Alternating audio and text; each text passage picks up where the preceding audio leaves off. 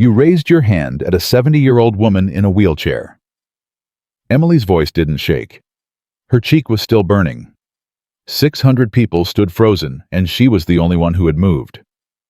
You should be ashamed of yourself. If you've ever wondered what it costs an ordinary person to do the right thing, stay with me. Subscribe to our channel, drop your city in the comments, and let's find out together how far this story can travel. The shift started at 4 in the afternoon. Emily Carter pulled her hair back in the employee bathroom mirror, checked that her uniform was straight, and reminded herself for the 100th time that month that the tips from tonight would cover the last of her sister's hospital copays. Not all of them. Not forever. Just enough to buy another 2 weeks without a collections call. That was the math she lived inside. 2 weeks at a time. Sometimes one. She was 25 years old, and she had already learned that dignity was not something you demanded. It was something you maintained quietly in borrowed moments while carrying other people's drinks. The Wellington Hotel's grand ballroom was the kind of place that made Emily aware of her shoes. The carpet alone probably cost more than her apartment. Crystal chandeliers the size of small cars hung from a ceiling painted with angels. And beneath them, 600 people in designer gowns and tailored tuxedos moved through the room like they had been born knowing exactly where to stand. The annual Boston Civic Gala.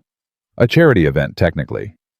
The kind where a table cost $40,000, and the charity itself received roughly a third of what was raised after expenses, after the venue, after the open bar, that Emily had been working for 3 hours straight without a break. She didn't resent it. She had long ago made peace with the arithmetic of invisible labor. You show up, you carry things, you smile when smiled at and disappear when not. You take home what they leave on the table, and you are grateful because grateful was the only thing you could afford to be. Carter Table 9 needs a refresh on the champagne. That was Marcus, the floor supervisor, a man who communicated entirely in terse commands, and never once learned that Emily's first name was Emily, and not Carter.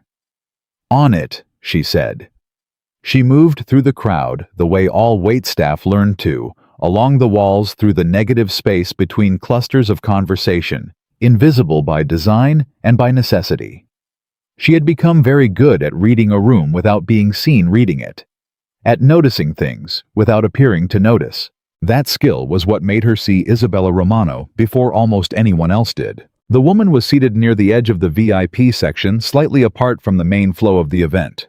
She was older, late 60s, maybe pushing 70, with silver hair pinned carefully, and a dress that spoke of old money, the kind that didn't need to announce itself. She sat in a wheelchair, but she sat in it the way certain people sit in difficult chairs, like the chair was the one that should feel uncomfortable. Not her. Emily had heard the name Romano the way everyone in Boston heard it. Carefully. Without looking directly at it, the way you didn't look directly at the sun. Alexander Romano ran the city's most powerful family operation, and powerful was the word people used when they meant something harder to say in polite company. His mother, Isabella Romano, had once been a figure in her own right, a woman people spoke of with a specific kind of respect that included a little fear. But the woman Emily saw tonight was not frightening. She was alone. Not technically. There were people nearby, staff associates, a man in a dark suit, who was clearly there in a security capacity. But Isabella Romano was alone in the way that mattered, the way that a person is alone when everyone around them is watching them without seeing them. Emily noticed that her champagne glass was untouched and had been for at least 40 minutes. She noticed the slight tension in Isabella's jaw when people glanced at her and then quickly glanced away. She noticed most of all that nobody had spoken to her directly since Emily had started watching. Not one person in that room of 600 had walked over to the woman and simply said hello. Emily filed it away. She had her own tables to manage. She poured champagne for table 9, cleared 2 appetizer plates from a nearby credenza, and was heading back toward the service corridor when the shift in the room's atmosphere reached her before she understood what caused it. People didn't stop moving, but they slowed. The way a crowd slows when something is about to happen and everyone wants to see without being seen to see. Emily turned. Victoria Hale was a woman Emily had been watching all evening for professional reasons. She was the wife of Richard Hale, a real estate developer, whose name appeared on 3 buildings within 2 blocks of the Wellington, and she had the particular energy of someone who had spent decades learning that her position in a room was something she had to actively maintain. She wore it like armor. The way she moved, the way she commanded space, the way she looked at people who served her, not with malice exactly, but with the specific indifference of someone who had long ago sorted the world into people who mattered and people who were furniture. She was walking toward Isabella Romano. Emily thought for a half-second that it was a social call, that maybe they knew each other, that maybe Victoria Hale was about to do the one generous thing Emily had not yet witnessed at this event, which was to sit with an old woman who had been sitting alone all night. Then she heard what Victoria said. She was close enough. The ballroom noise was significant, but the VIP section was slightly quieter, and Victoria Hale was not a woman who lowered her voice when she wanted to be heard. Isabella Romano. Victoria said the name like she was reading it off a list of things she found mildly distasteful. I almost didn't recognize you. Isabella looked up. Her expression didn't change. Victoria, you used to be at the center of every room. Victoria tilted her head slightly. Now, look where they've put you. It was the tone more than the words. Emily had heard tone used as a weapon before in diners at 2 a.m, in department stores, in the specific way certain customers ordered coffee as a means of communicating that the person bringing it was less than them. She recognized it instantly. I'm comfortable where I am, Isabella said. Her voice was quiet and even. I'm sure you are. Victoria glanced around as if inviting the nearby guests to appreciate something. Some of them were definitely listening. None of them were intervening. It must be such a relief, honestly, after everything that happened, to just step back, let someone else carry the weight. I don't believe I asked your opinion of my choices, Isabella said. No, I suppose you wouldn't. Victoria smiled. You always did have that dignity thing. Very practiced. Very... She searched for the word theatrical. Emily set her tray down on the nearest available surface. She did it without thinking. It was the kind of action her body made before her mind had fully processed the decision. She moved closer. You know, Victoria continued, everyone used to be so afraid of the Romano name. It's funny, isn't it? Names wear out. Isabella said nothing, but her hands resting on the arms of her wheelchair tightened almost imperceptibly. Your son is still playing the part, I'll give him that. But you, Victoria leaned slightly forward. You've become a little sad, haven't you? Sitting here, waiting to be wheeled out. 6 people within immediate earshot heard this. Emily could see their faces, the careful blankness, the slight angling away, the studied interest in something across the room that had suddenly become fascinating. Nobody moved. The arithmetic of that moment was very clear to Emily, even as she was still processing it. 600 people, 1 older woman in a wheelchair, and the absolute collective silence of everyone who understood exactly what was happening and had decided for reasons of self-preservation and social calculation not to get involved. I should get back to my husband, Victoria said, straightening. Enjoy the evening, Isabella. What's left of it? Her hand rose. It was not impulsive. Emily registered that clearly, even in the fraction of a second available to register anything. It was deliberate, controlled.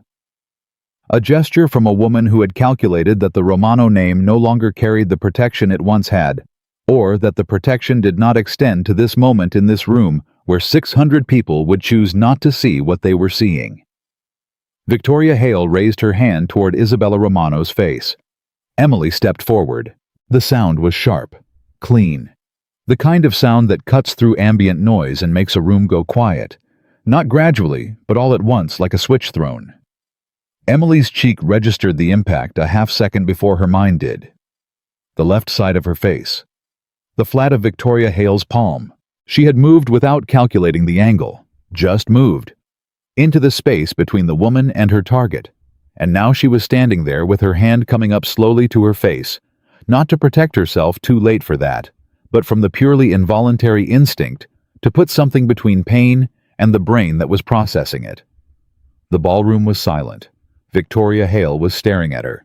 Not with guilt, not with horror, with something much closer to affront, the particular indignation of someone whose gesture had been intercepted, whose performance had been disrupted by an unexpected prop.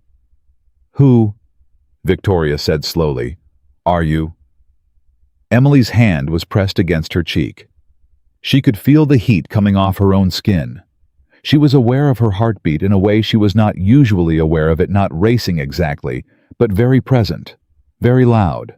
She was also aware that she was shaking slightly, not from fear, from adrenaline, from the fact that her body had moved faster than her nervous system had approved, and the nervous system was now filing a very urgent complaint. She looked at Victoria Hale. "Oh, Waitress," she said. Her voice came out steadier than she expected. She was grateful for that. "Do you understand what you just did?" Victoria's voice was very quiet now. That particular quiet that is actually louder than shouting. "Do you have any idea? You raised your hand at a 70-year-old woman in a wheelchair." Emily said it clearly, not loudly. She didn't need to be loud. The room was so quiet that she could have whispered it and been heard by everyone within 30 feet. "You should be ashamed of yourself." Victoria's expression shifted. The affront hardened into something colder. "You are going to regret this." "Maybe," Emily said, "but not tonight." She turned away from Victoria, which was probably also a mistake, but she had already spent her mistake budget for the evening and looked at Isabella Romano. The older woman was watching her with an expression Emily had not expected. Not relief, not even gratitude exactly.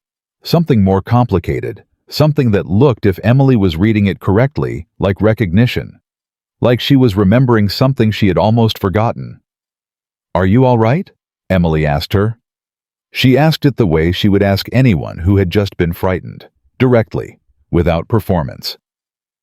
Isabella Romano looked at her for a long moment. "I'm fine," she said. Then quietly, "Thank you." Emily nodded. She picked up her tray from where she had set it down. She had champagne to pour. She was 3 steps away when she heard Victoria Hale behind her, speaking to someone. Her voice restored to its usual carrying register. "Someone find her supervisor. I want that woman removed from this event." Emily kept walking. Marcus found her 4 minutes later at the service station. "Carter." His voice had taken on a careful quality she hadn't heard from him before. "We need to talk." "I know," she said. "What you did out there."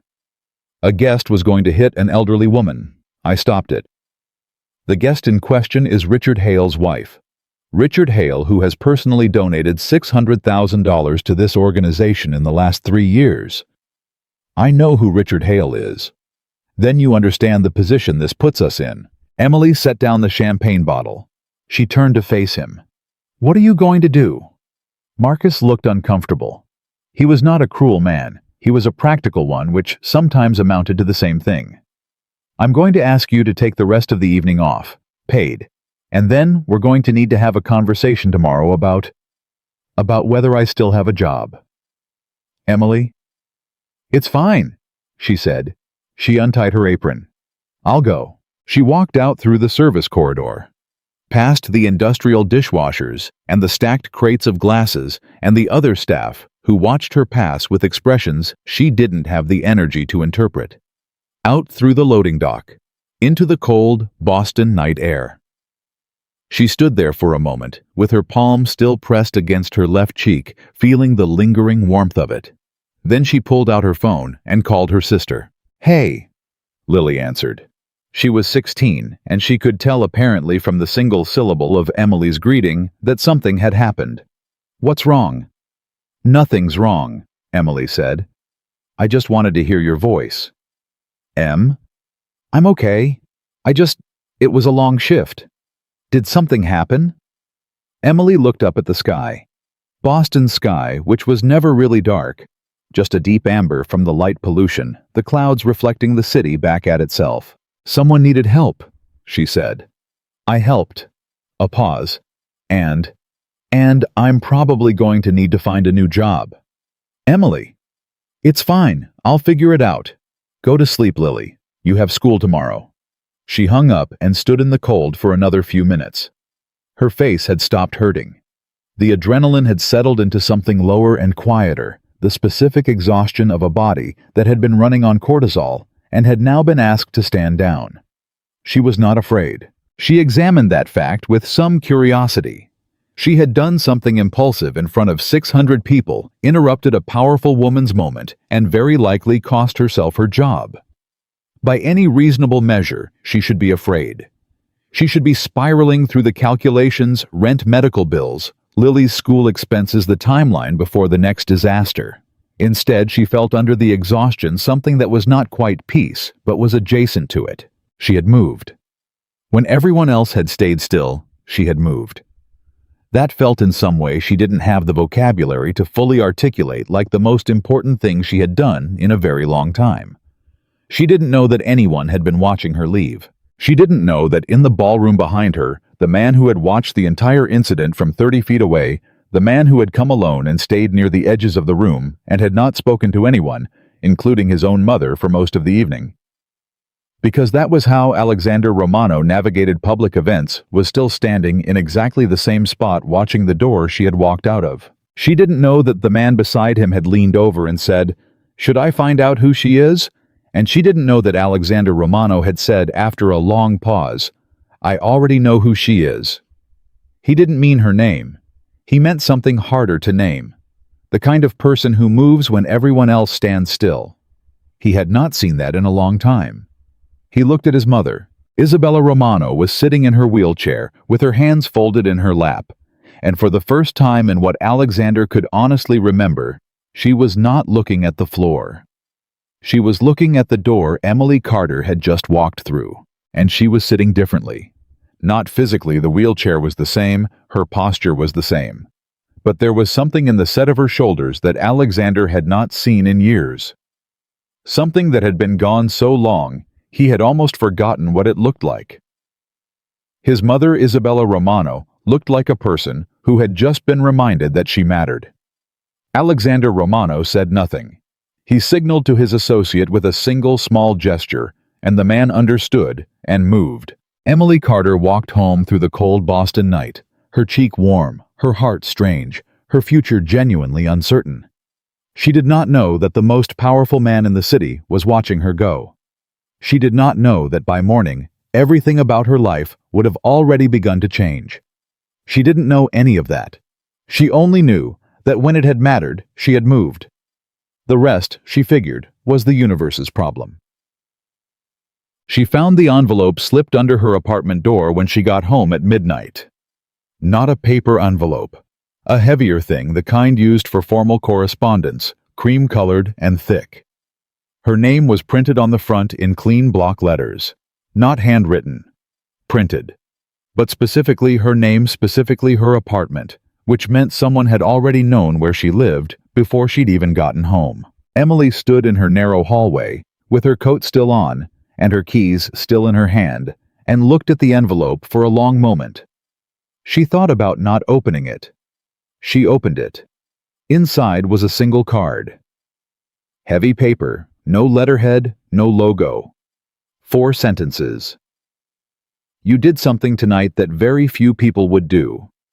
I would like to express my gratitude in person, if you are willing. A car will be available at 8 o'clock tomorrow morning. No obligation, no pressure. You may decline. No signature. But beneath the 4 sentences in smaller print, a single name. Romano. Emily set the card on her kitchen counter. She looked at it for a long time. She thought about the math. The job she had very likely lost. The bills due next week. The careful structure of her existence which had been built on the premise that she was invisible and which had been dismantled tonight by a single moment of not being invisible. She thought about Isabella Romano's face when she had looked up from her wheelchair. She thought about the way the older woman had said thank you, not with the practiced graciousness of someone performing gratitude, with something simpler, older, the gratitude of someone who had not expected to be seen and had been seen anyway. Emily went to bed. She set her alarm for 6:30. She did not decide, not consciously, not in any definitive internal conversation with herself. She just set the alarm and went to sleep, and in the morning she woke up and got dressed carefully. Not in anything formal, because she didn't own anything formal outside the uniform she had been wearing last night, but in her best version of the clothes she had, which was a quiet form of dignity, she had learned from her mother, and by 7:55 she was standing at the front of her building, and at 8 o'clock, exactly, a black car arrived. The driver did not speak to her beyond confirming her name and opening the door. Emily got in. She rode through Boston in silence, watching the city pass outside the window. The neighborhoods she knew from walking and bus routes, and the specific geography of places within her budget. And then the neighborhoods she didn't know, the ones behind gates and private landscaping, and the particular quiet of streets where money had built itself enough insulation from the world that sound itself didn't fully penetrate. The car stopped. She got out. The Romano estate was not what she expected. She had expected something that announced itself. Something that said, in architectural language, here is where power lives, and you are not it. Instead, it was a house that had been lived in. A large house, certainly. More rooms than she could count from the outside. But there were books stacked near a window. A pair of gardening gloves left on a stone bench near the front walk. A window on the second floor with the curtain slightly crooked, like someone had pulled it to look out and not perfectly rearranged it after. A man who was clearly security led her through the front entry and down a wide hallway and into a room that had floor-to-ceiling bookshelves on 2 walls and a desk that had papers on it, actual papers not arranged for show but clearly in active use. The man behind the desk stood when she entered. Alexander Romano was taller than she'd expected from across a ballroom. He was also, and this was the surprise, quiet in a way that large men in positions of absolute power were not usually quiet. He stood and he looked at her, and he did not speak immediately. He simply looked in the way that very confident people do, the ones who have never had to fill silence because silence has never made them uncomfortable. Emily did not fill the silence either. She was not going to be the first one to blink. Something shifted almost imperceptibly in his expression, like she had passed a test she hadn't known she was taking. "Ms. Carter," he said. "Thank you for coming." "Mr. Romano," she said. He gestured toward the chair across from his desk. She sat. He sat. "I want to apologize," he said, "for the way my associate delivered that note. The hour, the presumption of your address. That was not—" "It's fine," Emily said. Because it wasn't not fine exactly. It was slightly alarming, but she had decided on the car ride over that she was going to be direct with this person, and being direct meant not spending time on things that didn't matter.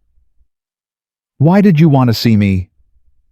He studied her again, that considering look, like he was recalibrating something. "Because you protected my mother. Someone was going to hit her. I stopped it. 600 people saw the same thing. You were the only one who stopped it." 600 people had reasons not to, Emily said. "I didn't." "What does that mean?" She thought about it for a moment. "It means they had positions to protect, relationships to maintain, calculations to run about who had more power, who they could afford to offend, what it would cost them to get involved." She paused. "I'm a waitress. I didn't have any of those calculations." "You had your job. I probably still lost my job." "You did," he said, not cruelly, factually. "Marcus Chen terminated your contract this morning. Victoria Hale's attorney called before 7. Emily processed this. She had known it was coming. Knowing it was coming did not make hearing it said out loud feel entirely comfortable. "Okay," she said. "I want to help." "I don't want help." The sentence came out before she had fully considered it. But it was true. She felt it clearly, the specific resistance to being compensated for something she hadn't done in order to be compensated. Like accepting money for it would retroactively change what it had been. Alexander Romano looked at her. "I see. I don't mean to be rude," Emily said. She tried to find the right words. If you pay me for what I did, it becomes a transaction. And it wasn't a transaction. It was just the right thing to do. If I take money for it, then every other time I see someone who needs help, and I don't happen to be in a position to collect, I'll have established that my help has a price." She stopped. "That sounds more philosophical than I intended." "No," he said slowly. "It doesn't." He was quiet for a moment. Then, "My mother would like to meet you." "I'd like that," Emily said. The meeting happened immediately. A different room, smaller, warmer, with actual sunlight and a view of the garden through wide windows. Isabella Romano was already there in her wheelchair with a cup of tea that was still steaming. Emily sat across from her, and Isabella looked at her in the direct, unguarded way that old people sometimes allowed themselves when they had stopped caring about managing impressions. "You're younger than I thought," Isabella said. "You're stronger than you looked last night," Emily said. Isabella Romano's mouth curved. "Is that a compliment or an observation?" "Both, I think." A pause. Then Isabella said, "Why did you do it? Step in front of you." "Yes." Emily thought about it honestly. "I don't know exactly. I saw her raise her hand and I moved. I didn't decide." "Most people decide not to," Isabella said. "Most people have more to lose." "And you don't?" Emily looked at her steadily. "I have plenty to lose. I just decided it mattered more to move." Isabella Romano looked at her for a long time. The silence was not uncomfortable. It was the kind of silence that happened between two people who were measuring something except neither of them was sure what they were measuring. "My son wants to offer you something," Isabella said finally. "Not money. He already tried that." "I know. He would like you to consider a position." Isabella seemed to choose the word carefully. "Not a servant. Not an employee, exactly." He said. She paused, and her expression shifted toward something that was almost amused. He said, "You would be the kind of person I needed. Someone to talk to. Someone to be here." Emily looked at her. "What do you think?" "I think," Isabella said, "that I have not had a conversation that felt like an actual conversation in quite a long time." She looked down at her tea. "And I think that it matters, more than I was willing to admit." Emily was quiet. She was thinking about Lily, about rent, about the structure of her life, which had never included anything like this. Had never included powerful men offering her positions in estates. Had never included being in a room with a woman like Isabella Romano, who was watching her with something that felt oddly like hope. She was thinking about the ballroom, about the specific weight of that moment when everyone had stayed still. "I'll try it," she said. "For a month. No promises beyond that." Isabella Romano nodded. "No promises beyond that," she agreed. In the hallway outside, Alexander Romano stood near the doorway where he could not be seen, but could hear enough. He listened to that exchange. He listened to the sound of his mother's voice, the specific quality it had when she was engaged, when something had reached past the careful quiet she had built around herself like insulation. He had not heard that quality in her voice in 3 years. He stood in the hallway with his hand resting flat against the wall, and he did something he rarely did. He did not analyze it. He did not strategize around it. He did not look for the angle or the implication or the risk. He simply let it be true. Something good had happened. For the first time in a long time, something had simply happened that was good. The first morning, Emily showed up at the Romano estate with a tote bag and no particular plan. Isabella Romano was already awake. That surprised her. She had half expected to be kept waiting in some formal sitting room, while staff communicated her arrival through the kind of elaborate relay systems that large households used to manage the gap between the people who served and the people who were served. Instead, a woman named Carla 50s, efficient with the energy of someone who had worked in this house long enough to have strong opinions about everything, and expressed none of them, led Emily directly to the breakfast room and said, "She's been up since 5. Emily sat down across from Isabella Romano and said, "Good morning." "You're punctual," Isabella said. "I'm always punctual," I worked breakfast shifts for 4 years. Sit down. The coffee is real. It was. Emily wrapped both hands around the mug and felt the warmth of it, and thought briefly that this was perhaps the strangest morning of her life. I should tell you, Isabella said without looking up from whatever she was reading, that I am not an easy person to spend time with. I'm not expecting easy, Emily said. Most people who come here expecting to help me, Isabella set down her reading material, come with a plan, a routine, a program they've read about or been trained in. They want to take me for gentle walks. They want to do puzzles. They speak to me in a slightly louder voice than necessary and use small words. That sounds exhausting. It is exhausting. Isabella looked at her directly. What is your plan? Emily considered. I don't have one. What do you mean you don't have one? I mean, I was planning to sit here and drink your coffee and see what kind of day you wanted to have. Isabella Romano stared at her. Then she picked her reading material back up.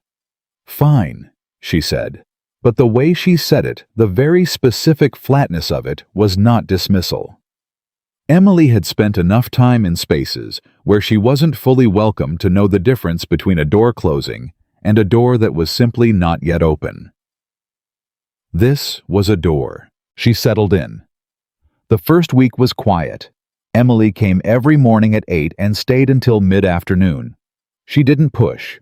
She didn't program. She sat in the same room as Isabella and read her own book when Isabella read, and when Isabella wanted to talk, she talked, and when she didn't, the silence settled between them like something neither of them had to manage. On the third day, Isabella said out of nowhere, I used to speak Italian. My mother insisted. I've forgotten most of it. Emily looked up. Say something in what you remember. Isabella looked at her. Then she said something, a short phrase halting the pronunciation of someone who had not used a language in a long time, but whose mouth still remembered the shape of it. What does it mean? Emily asked. It means... Isabella paused. It means more or less that the table is set and dinner is ready. Why that phrase? Because it was the first one my mother taught me. She said it every evening. Isabella looked at the window. She said a family that could gather for dinner was a family that was still whole. Emily didn't say anything. She let the sentence breathe. Then she asked, Was your family whole? Isabella turned to look at her. It was a direct question. The kind that wellness workers and carefully trained companions would not ask because it opened territory that the standard approach preferred to leave unmarked. But Isabella Romano did not seem offended. She seemed, if anything, more alert. For a while, she said. For a long while, yes. And that was how the real conversations began. The staff watched Emily Carter move through the household with the particular wariness of people who had seen others try this and fail. Carla watched with something more complicated. Not hostility, but a kind of cautious interest. The interest of someone who had been with Isabella Romano for 11 years and had stopped expecting things to change and was now very carefully not getting her hopes up. Alexander Romano was not present in the mornings. He had a city to run, or whatever the correct description was for what he did, and Emily understood without being told that his office hours were not casual. But she was aware of his presence in the house, the way you were aware of weather systems as something that affected the atmosphere of the place without necessarily being visible. On the 5th day, she arrived to find Carla waiting at the front door with an expression that Emily had not seen on her before. He wants to speak with you, Carla said. He did not need a name. Emily followed her down the hallway to the study. Alexander Romano was standing behind his desk, not sitting, standing. Emily filed that away without knowing why. How is she? He asked. Immediately. No greeting. Better, Emily said. And then, because she believed in accurate reporting, slowly better, but genuinely. What does she talk about? Emily looked at him. That's between her and me. A silence. Something moved in his expression. Not anger, she had spent enough time reading rooms to know what anger looked like from across a space. This was something else. He was recalibrating again the way he had that first morning in this office. like she kept saying things that required adjustment. "I'm asking because I care about her," he said. "I know," Emily said, "but she needs a space that's hers, where she can say things without wondering if they'll be reported. If you want to know how she is, you could also—" She paused, considered whether to say it, said it. "You could talk to her." The silence was longer this time.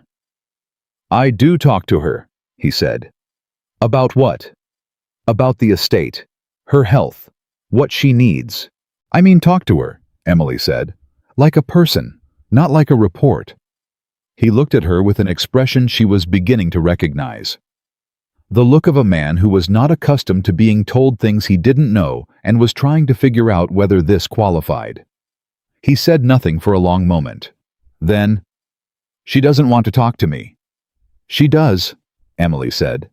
"She's just not sure you want to talk to her, not about anything real." He turned slightly, looking at something off to the side, the private gesture of a person processing something they're not ready to respond to. "You can go," he said.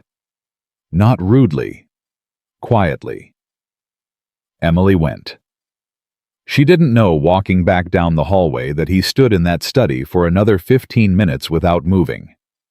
The second week, Alexander Romano appeared at breakfast. Not every morning, just once. He walked into the breakfast room at 8:15, and Isabella looked up with an expression Emily caught only at the edge of her vision. Something unguarded quickly recovered, and Alexander sat down and said, "Good morning, Mama," in Italian. Isabella Romano was silent for a moment. Then she said, also in Italian, the phrase Emily had heard before. "The table is set. Dinner is ready." It was not what it meant literally. Emily understood that without speaking the language. It was something about wholeness, about being gathered. Alexander looked at his mother with an expression that Emily had never seen on his face in the brief time she had known him, and she had a sudden and very clear sense that she was witnessing something private, something that had not happened in this house in years. And she looked down at her book and did not look up for a while. Carla, who had been standing near the door with a coffee pot, went very still. The breakfast lasted 40 minutes. Alexander Romano was back in his office before 9. But when he passed Emily in the hallway on his way out, he stopped. "Thank you," he said. "I didn't do anything," Emily said. "I know," he said. "That's the point." She still wasn't sure entirely what he meant by that. She turned it over in her mind for the rest of the morning, like a stone she kept finding in her pocket. Isabella Romano was in a particular mood that afternoon. Not bad, sharper if anything. More present. She had pulled out a box from somewhere, an old box, the kind that accumulated in houses over decades, and she was going through it with a focused energy Emily hadn't seen in her before. "I want to show you something," Isabella said. She held out a photograph. Old. The kind with that particular color saturation of photographs from the 70s or early 80s, slightly warm, slightly faded. A woman in her 30s, dark-haired, laughing at something outside the frame. She was at a table, and there was food on it, and other people partially visible at the edges, and the whole image had the quality of a moment that had not been arranged for the camera that had been caught mid-life. "Your mother?" Emily asked. "Me?" Isabella said. Emily looked again. It was, she could see it now, the bone structure, the specific angle of the jaw. "You look happy," Isabella said. "I was happy." "What changed?" Isabella put the photograph back in the box carefully. "Time. Events. The things that happen to families when the world does not treat them gently." She paused. Then she said, "Alexander blames himself for many of those things." Emily was quiet. "He shouldn't," Isabella said. "He was 29 when the worst of it happened. He was doing the best he could, but he decided somewhere in the years after that, the way to protect me was to build walls around the house, around the family, around me." She folded her hands in her lap. "And walls keep the bad things out, but they also keep the good things out, and you end up living in a very safe, very empty house." Emily looked at her. "Does he know you feel that way?" He's beginning to, Isabella said. She glanced at the doorway in the direction of the study at the far end of the house. I think someone has been suggesting he learn to use his words. Emily felt her face do something. I may have. Don't apologize, Isabella said. Don't you dare apologize for that. Emily closed her mouth. They sat in comfortable silence for a while. Then Isabella said, Tell me about your sister. So, Emily told her about Lily. About the nights when Lily was 12 and Emily was 19, and their mother was in the hospital the second time, and Emily had learned to make dinner out of whatever was in the cabinet, and Lily had learned to set the table even when there wasn't much to set it for, and how that had made them closer in a way that was almost worth the circumstances. Almost. Isabella Romano listened to every word. She did not offer sympathy in the managed, careful way that people offered it when they were performing concern. She listened the way people listened when they were actually interested, with her whole attention, occasionally asking a specific question, occasionally going quiet at the parts that warranted quiet. Your parents, she said. Both gone, Emily said. My father when I was 17, my mother 2 years later. And then just you and Lily, just us. You became her mother. I became something, not her mother. She has a mother, had a mother. I'm her sister who didn't leave. Isabella looked at her steadily. That's more than most people get. Emily looked away toward the window, not because she was emotional, but because she was suddenly aware that she had shared more in the past hour than she usually shared in a month. And she needed a moment to understand how that had happened, and she decided it had happened because Isabella Romano was the kind of person who listened in a way that made you want to speak honestly. You're good at that, she said. At what? Making people tell you real things. Isabella smiled, and it was Emily had seen glimpses of it before, but the full version was something different. Warm. Surprisingly young. I used to be good at many things, she said. Some of them have come back. The week after that, the household changed in ways Emily noticed, but no one explicitly described. Isabella started having breakfast in the main dining room instead of her room. She started spending time in the garden, not being walked through it by a staff member, but actually choosing to go there, and sometimes she would call Emily to come sit with her, and sometimes she would go alone, and Emily would watch from the window and feel something she could only describe as the satisfaction of watching a plant that had been in the wrong pot finally figure out that the soil had changed. Alexander noticed. He was careful about not making it a thing she could see, that in him the deliberate not commenting on it the way he would catch Emily's eye across a room with an expression that was not quite gratitude and not quite confusion, and was some third thing she didn't have a name for yet. He began appearing at the estate at different hours. Not intrusively, he didn't hover, didn't insert himself into Emily and Isabella's time in any clumsy way. But he was more present, more visible, like a man who had been living in the house the way a guest lived in a hotel and was learning slowly that it was actually his home. One afternoon she came around a corner and ran directly into him. Not metaphorically, physically. He was coming out of the kitchen with a cup of coffee, and she was going in to refill her water, and the collision was undignified and brief and resulted in approximately a third of his coffee on the floor between them. I'm so sorry, Emily said. No, I wasn't looking where I was going. Neither was I. They both stopped, looked at the coffee on the floor, then at each other. Emily waited for the awkwardness to settle. In her experience, this was the moment where a powerful man rediscovered his dignity by deploying it at the expense of whoever had inconvenienced him. She had seen it happen in enough restaurants. Instead, Alexander Romano said, I need another cup of coffee.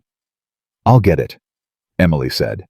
It was, I can get my own coffee, he said, but not sharply, almost amused, like the concept of someone getting his coffee was faintly absurd. She followed him into the kitchen anyway, because she still needed water, and they both stood there for a moment in the particular awkwardness of two people who have unexpectedly been leveled by a minor accident. And then he said, How long have you been working without a day off? Emily thought about it. I've had Sundays. You've had Sundays where my mother doesn't need anything, which is different from a day off." "I'm fine," she said. "You're running on—" He stopped himself, seemed to be choosing his words with care. "I just mean that you should take tomorrow. Isabella has her doctor's appointment in the morning and I'm taking her." Emily looked at him. "You're taking her?" "I'm capable of accompanying my own mother to a medical appointment." "I didn't say you weren't, I'm just—" Emily paused. This was new. "Has she asked you to take her?" "I asked her if she'd like me to," he said. There was something careful in his voice, like someone reporting a first attempt at a new skill. She said yes. Emily felt the warmth of that, like something she'd been holding cold for a long time finally releasing. "Good," she said. "Just that. Good." He looked at her for a moment. Then he poured his coffee, and she filled her water, and he said on his way out of the kitchen, "Take tomorrow. Actually take it." Emily took it.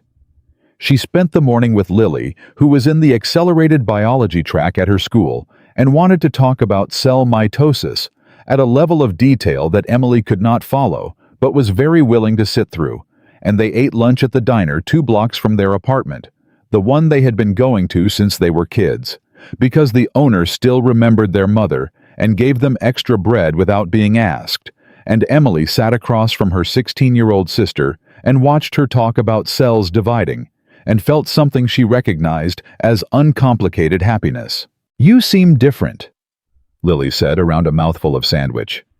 "Different how?" Lily considered. "Less like you're counting things." Emily looked at her. "I'm always counting things.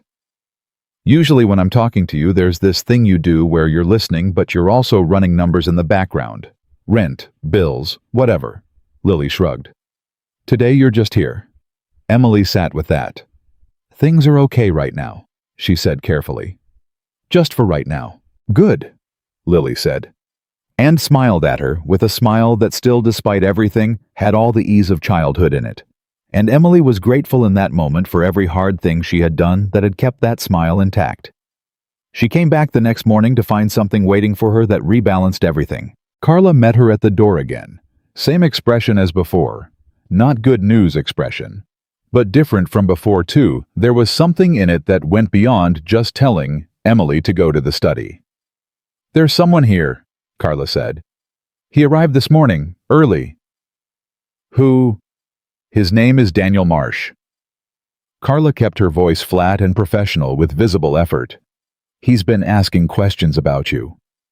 Emily stopped. "What kind of questions?" "The kind that come with a recorder." The sentence landed with a specific weight. "A journalist. He says he's writing an article about charity events in Boston, about the Civic Gala." Carla paused. "About an incident that happened during the event." The ballroom. The slap. Victoria Hale. Emily had not thought about Victoria Hale in 2 weeks. She had not thought about the fact that Victoria Hale was the wife of a man who held grudges at the level of an Olympic sport. "He asked about me specifically," Emily asked. "He had your name. He had your employment history. He had a quote." Carla glanced down at her notepad from an unnamed source describing you as a woman who had developed a personal relationship with Alexander Romano following a staged incident at a public event. Emily heard those words. She heard them the way you heard something that rearranged the furniture in your chest, moved everything 2 inches to the left, so it was still all there, but nothing was where you expected. Staged. Someone was saying she had staged it, that it had been planned, that the moment in the ballroom, the thing she had done without thinking, the thing that had cost her her job and her cheek and her certainty about the shape of her life, that it had been a performance. A calculated move to get close to Alexander Romano. "Where is he now?" she asked. "Mr. Romano's people asked him to leave the property," Carla said. "He left, but he left his card." Emily held the business card that Carla placed in her hand. Daniel Marsh, investigative journalist. The name of a publication that Emily recognized not major, but credible. The kind of outlet that didn't make things up, but also didn't necessarily let facts get in the way of a compelling narrative frame. She turned the card over. On the back in pen, "Call me before the story runs. You deserve to tell your side." Emily's jaw was tight. She went to find Alexander Romano. He was in the study. He knew. She could see it in the set of his shoulders when she walked in, the specific quality of stillness in a man who has just received news he was expecting but not looking forward to. "You've heard," she said. 20 minutes ago." "Is it?" she started, then stopped, reorganized. "What does it say? The article. What are they claiming?" He looked at her steadily. "That you identified my mother at the gala. That the incident with Victoria was arranged. That you have been cultivating a relationship with this family for purposes that have not yet been disclosed." He paused. "It implies that you are either an actor hired to manipulate me, or that you are pursuing something. Money, access, influence." Emily stood very still. "And you," she said, very carefully. "What do you think?" It was a direct question. She needed a direct answer, not a political one, not a managed one. She needed to know, standing in this room, that she had started to think of as somewhere she was allowed to be what this man actually believed. Alexander Romano looked at her for a long moment. "I think," he said, "that you refused the money I offered you. I think that you told me to go talk to my own mother. I think that you spent your day off eating lunch with your 16-year-old sister at a diner in your neighborhood." He paused. "I think that if you were performing, it is the most committed and least financially strategic performance I have ever witnessed." Emily breathed. "Okay," she said. "But I also think," he continued, "that this is not over. This is Richard Hale. He filed the complaint against you with the catering company. He had the journalist contact Victoria. He is a man who does not let things go." He said it without particular heat. "Factually, the way you described a weather system that was heading your way.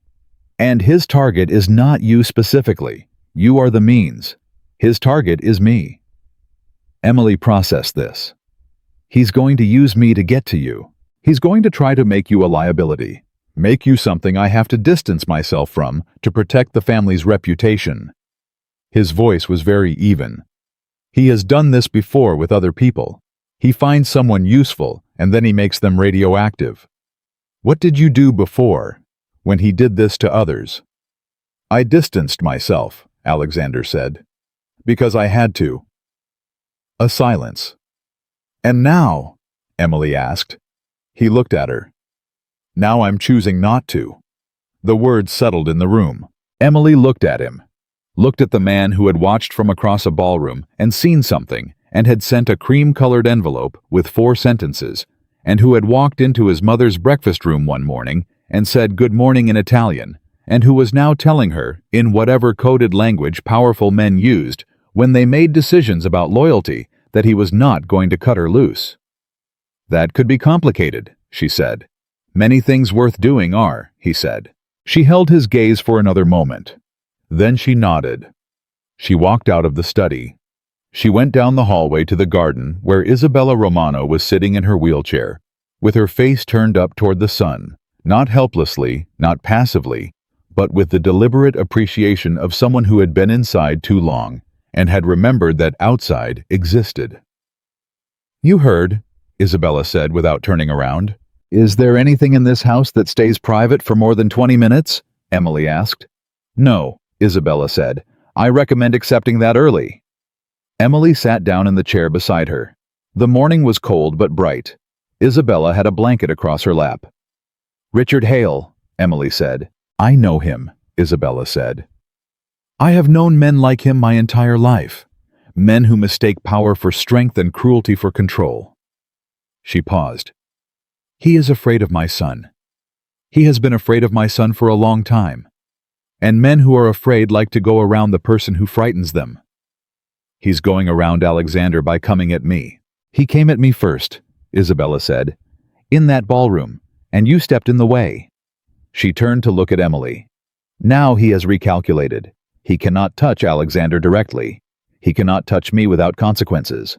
But a young woman with no connections and no resources who appeared from nowhere. I'm easier, Emily said. He thinks you are easier, Isabella said. He thinks you are a waitress with no armor. I don't have armor, Emily said. You have something better, Isabella said. What? Isabella Romano looked at her with the expression Emily had started to recognize, the one that appeared when she was about to say something she had been thinking about for a while. You have nothing to be ashamed of, and that is more protection than you know. She turned back to the sun. Shame is how men like Richard Hale control people. He makes them afraid of what will be revealed. But you have no secrets. You did exactly what you said you did for exactly the reasons you said. Emily sat with that. He's still going to run the article, she said. Yes, Isabella said. He is. And it's going to say things that aren't true. Yes. And people will read it. Some people will believe it, Isabella said. Some people always believe the bad story first. It is a human weakness. She paused. The question is whether you are the kind of person who changes what she does because of what people might think. Emily was quiet for a long time. A bird landed on the garden wall and looked at them and determined they were not interesting and flew away again. No, Emily said finally. I'm not. I know, Isabella said. I knew that in the ballroom. Emily looked at her. How? Because you kept holding your cheek, Isabella said. Not as a performance, not to draw attention to yourself. You just put your hand on your face because you had been hit and it hurt, and you were telling yourself to hold it together, and you were. She paused. You were telling yourself to hold it together, and you were succeeding, and you still turned to look at me first before you said a word. Before you worried about your job, or the journalist, or the 600 people watching. Her voice was very quiet.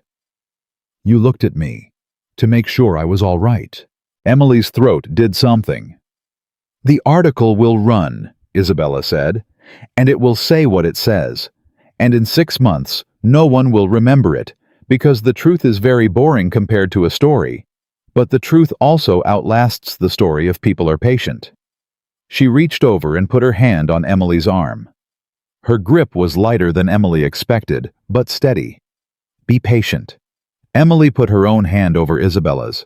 They sat in the garden in the cold morning light, two women whose lives had intersected at a charity event over a raised hand, and Emily felt the steadiness of the older woman's grip and thought that this was what it meant maybe to not be alone. Not the absence of trouble, not the removal of difficulty. Just a hand when you needed one. That evening, as Emily was getting ready to leave, she passed Alexander in the hallway again. He was on his phone. He held up one finger, wait, and ended the call. There's something you should know, he said. More good news. Something moved across his face that was almost a smile. Richard Hale called my office today. He had a proposal. Emily waited. He wants me to terminate your position here. Issue a statement saying you misrepresented yourself. He will kill the article. And if you don't, the article runs Friday. Emily nodded slowly. What did you tell him? Alexander Romano looked at her steadily. I told him to run the article. The words dropped into the space between them. I also told him. Alexander said that I would be responding publicly, that I would be providing a full account of the evening, including Victoria's behavior, including the names of witnesses who saw exactly what happened, including... He paused. My mother's own statement. Emily stared at him. Your mother agreed to make a statement.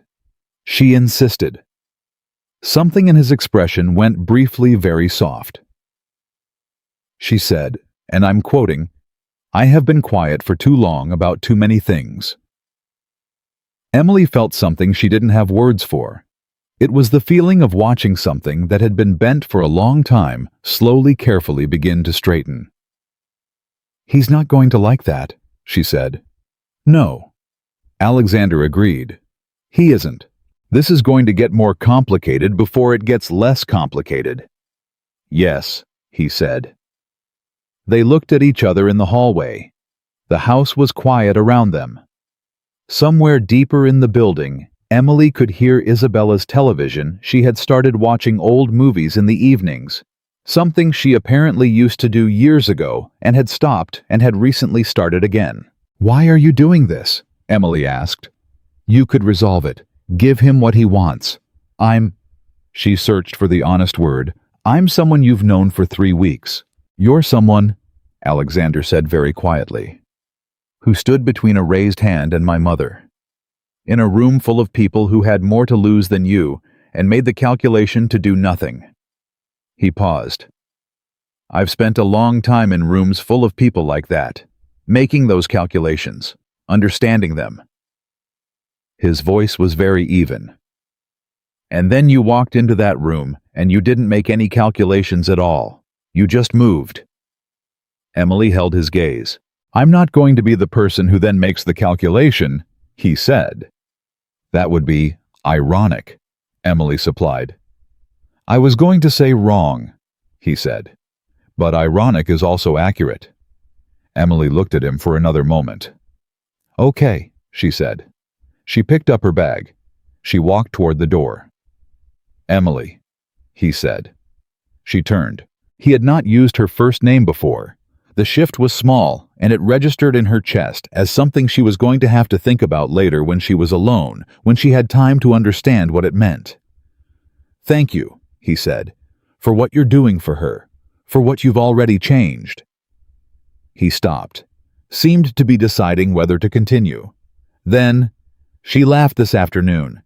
I heard her from the hallway. I don't know when I last heard her laugh." Emily stood there in the doorway of the Romano estate and felt the weight of that sentence. Then she said simply, "She has a good laugh."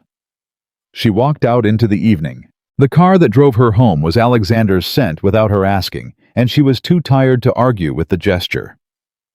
She sat in the back and looked out at Boston, moving past the windows, and thought about the article and the man who had ordered it, and the woman in the garden who had said, "Be patient," and the man in the hallway who had said, "I'm choosing not to," and the laugh she had heard through a wall that afternoon that had started small and built into something real and warm. She thought about a lot of things.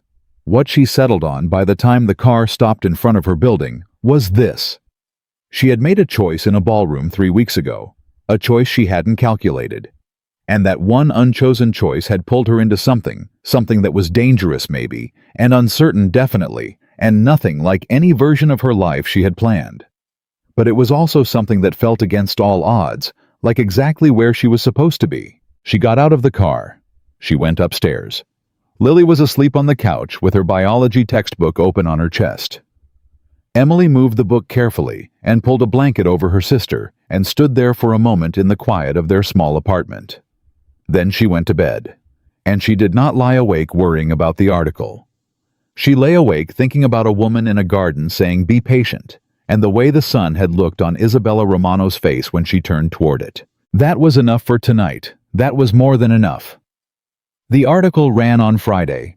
Emily read it on her phone at 6 in the morning, sitting at her kitchen table with a cup of coffee she had stopped tasting halfway through, and she read it twice because the first time she could not fully process the specific architecture of how a collection of true details could be arranged to suggest something entirely false.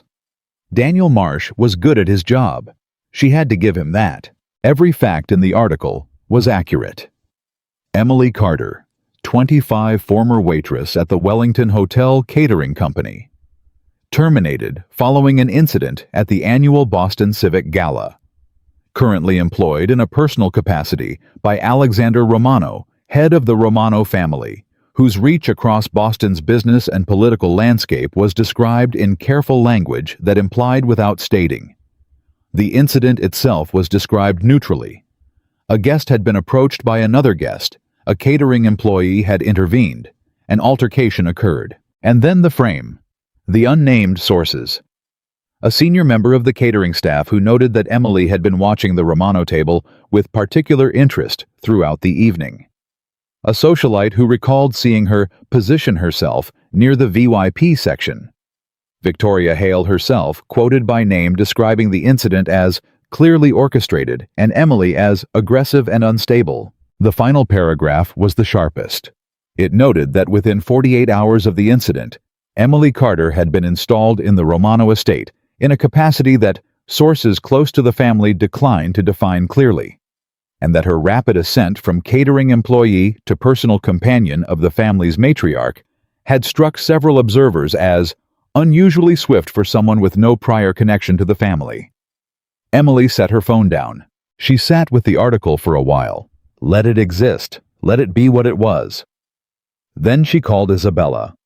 Isabella picked up on the second ring, which meant she had been awake for at least an hour, which meant she had probably already read it. "I've seen it," Isabella said without greeting. "I know," Emily said. "Are you all right?" The question surprised her. She had been braced for strategy for next steps, for the Romano household's response protocol to public relations attacks. She had not been prepared for someone to ask first if she was all right. She started. Stopped. "It's strange. Seeing yourself described as something you're not. It's a strange feeling." "Yes," Isabella said.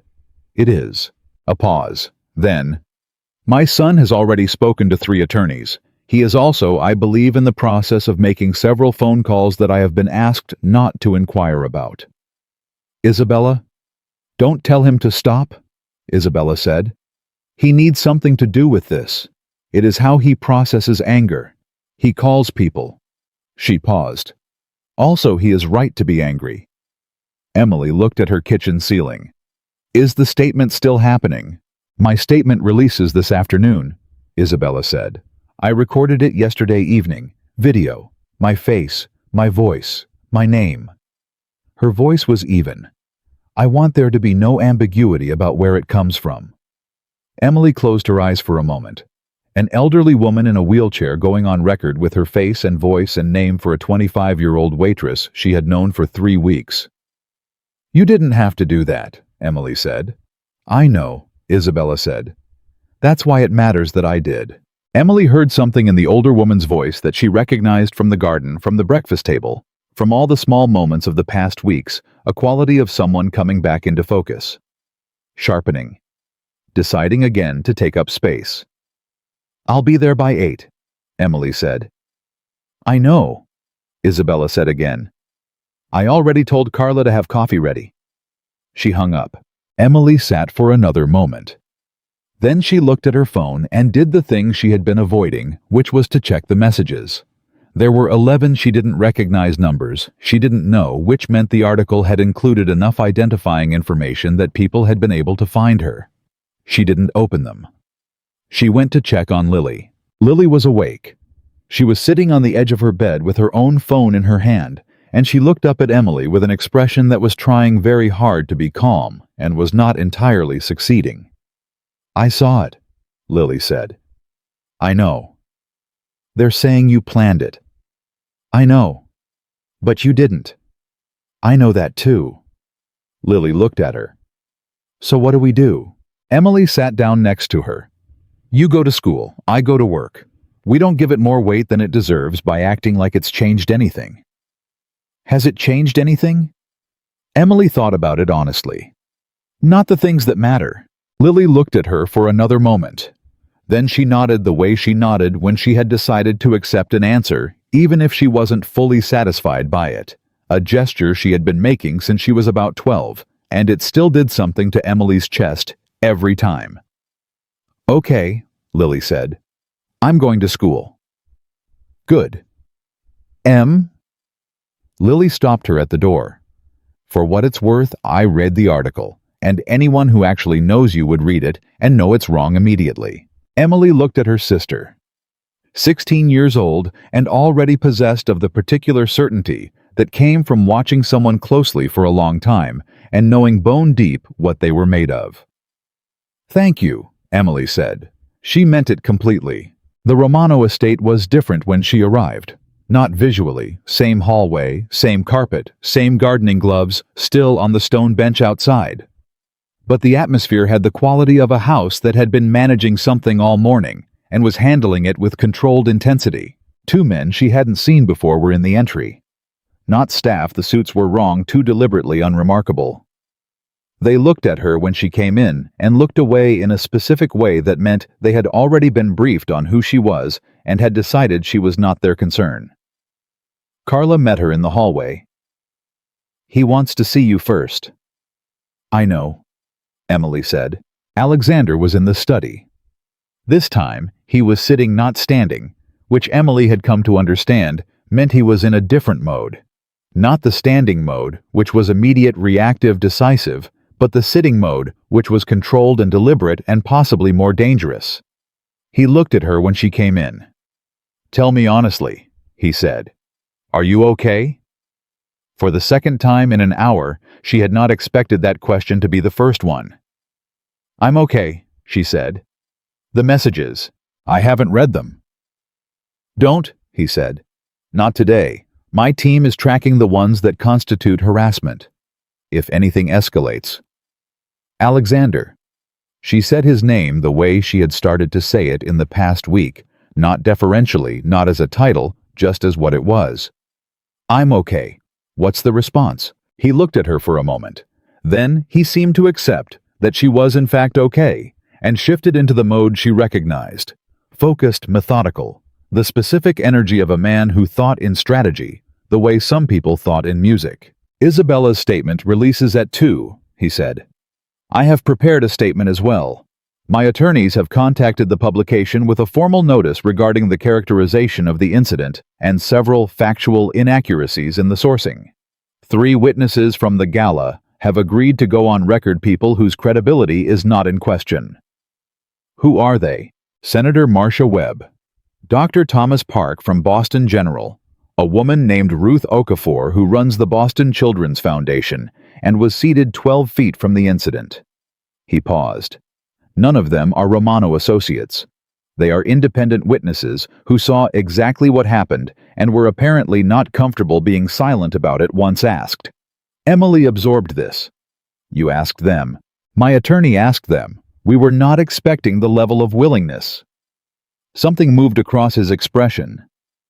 "It turns out 600 people seeing something and staying quiet is not the same as 600 people not being troubled by the fact that they stayed quiet." The observation settled between them. "And Hale?" Emily asked.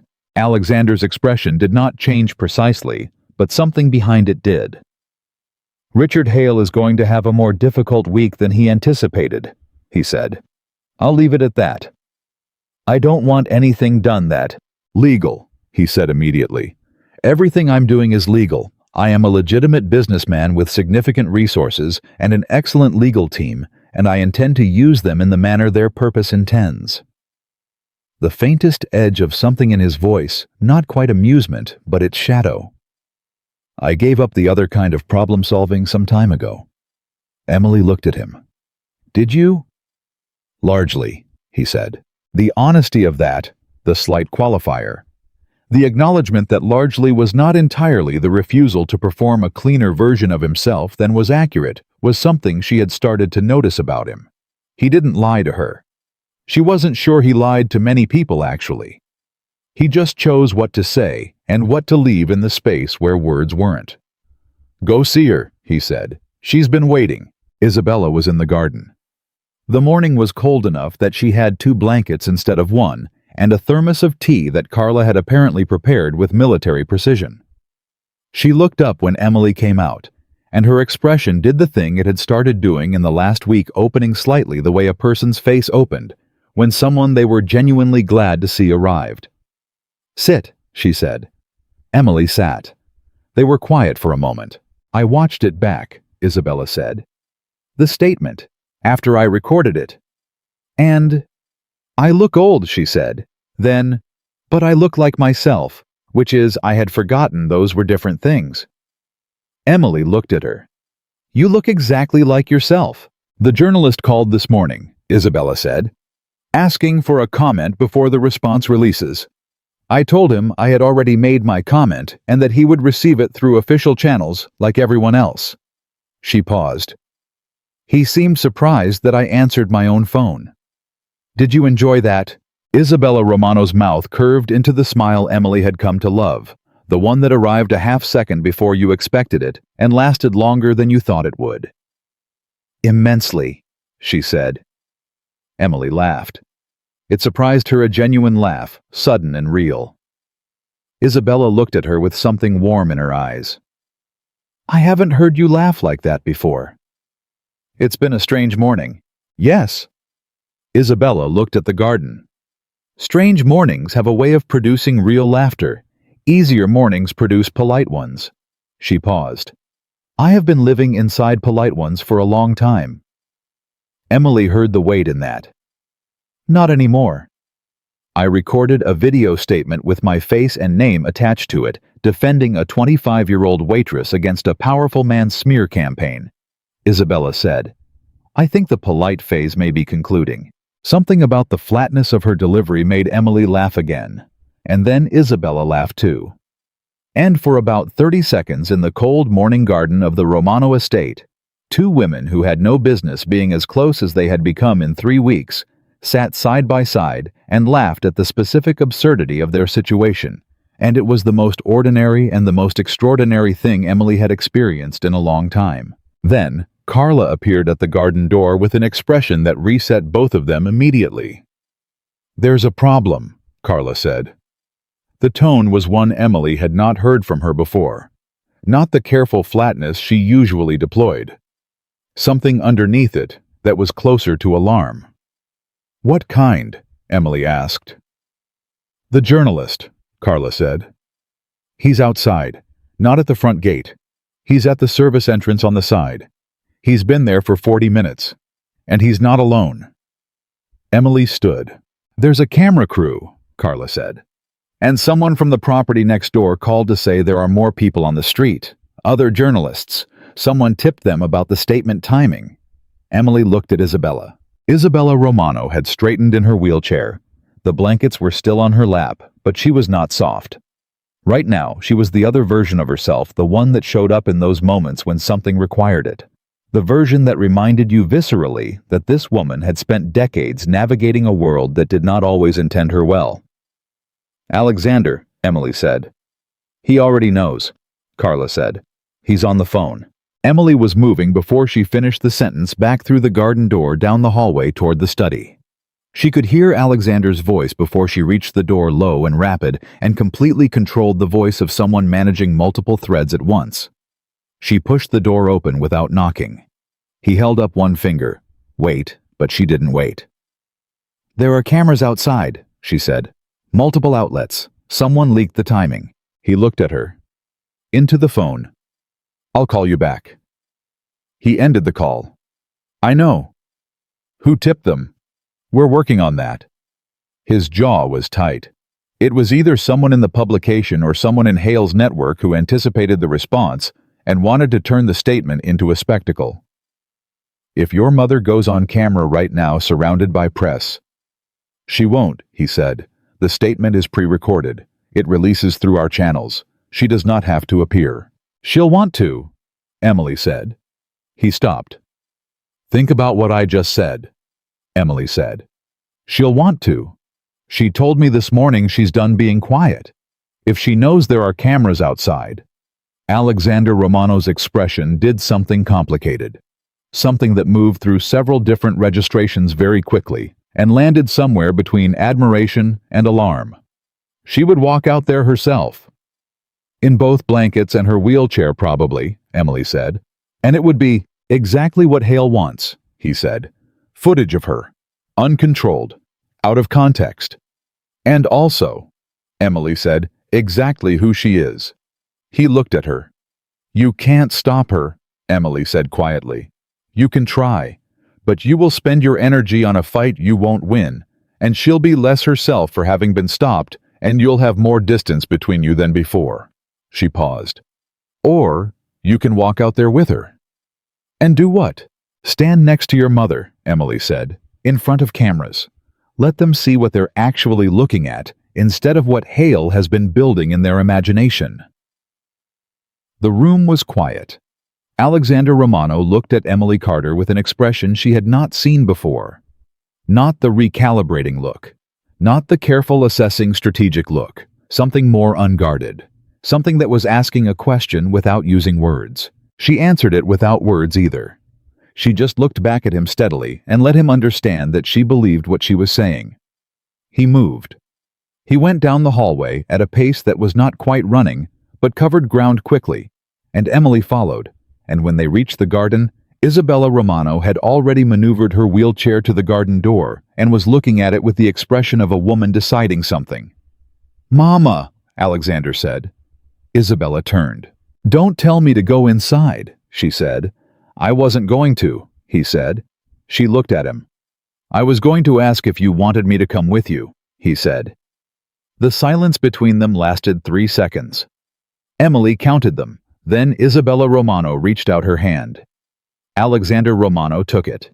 They went out through the main entrance, not the garden. Carla straightened up like a soldier as they passed. One of the security men moved to flank them. Emily started to step back. This was not her moment. This was theirs, but Isabella's other hand came out and caught her wrist. "You come too," Isabella said. "Isabella, this isn't—" "You come," Isabella said, "or I don't go." Emily looked at Alexander. He looked at her. Then he gave the faintest nod. She went. What happened in the next 8 minutes was something Emily would turn over in her memory for months afterward, trying to understand what made it what it was. There were 7 journalists and 2 camera crews, and approximately 15 people with phones. And when the front door of the Romano estate opened, and Alexander Romano emerged beside his mother's wheelchair, with Emily Carter behind them, the noise that erupted was immediate and chaotic. Questions overlapping cameras, lifting the specific controlled chaos of a press moment that had not been arranged and was therefore more powerful than if it had been. Isabella Romano raised one hand. She did not shout.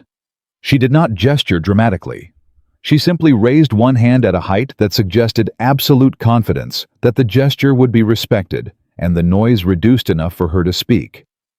"I will make one statement," she said. "I will not take questions. And anyone who continues asking questions after I have finished will find that I have a great deal more to say on other occasions." Silence. 3 weeks ago, Isabella said, a young woman I had never met stepped between me and an act of cruelty in a room full of people who chose to watch. She did not do it because she knew who I was. She did not do it for money which my son offered, and she refused. She did not do it for access or position, or any of the other motives that have been suggested by people who cannot imagine doing something simply because it was right. Isabella paused. She did it because she is the kind of person who moves when everyone else stays still. In my experience, those people are rare. And they should not be punished for being what they are. She stopped. 7 journalists were completely silent. "That is all I have to say," Isabella said. And then, in Italian, something short and quiet that Emily didn't understand until later when she asked Carla, who told her it was something like, "And anyone who disagrees can come and say so to my face." Alexander turned the wheelchair. They went back inside. The door closed. In the hallway, all 3 of them stood without speaking for a moment. Then Isabella Romano said, "That felt good." Alexander made a sound that Emily realized after a beat was a laugh. Small. Real. "Mama!" "Don't mama me," Isabella said. "I've been mamaed into silence for 3 years. I'm done with it." He looked at her. And Emily saw something on his face that she was not sure she was supposed to see, something private, something that belonged to the space between a son and a mother, the specific love that had been buried under protection and fear, and the accumulated weight of everything that had happened to their family. He crouched down so he was level with her wheelchair. "I'm sorry," he said. Not strategic, not managed, just the 2 words said quietly with nothing behind them except meaning. Isabella Romano looked at her son for a long moment. Then she put her hand on his face, the way she probably had when he was small, the way mothers did. The gesture that didn't change regardless of how old or powerful the person in front of you became. "I know," she said. Emily was looking at the wall. She was very interested in the wall right now. She was giving them as much of this moment as she could, while still being physically present in the hallway. Then her phone buzzed.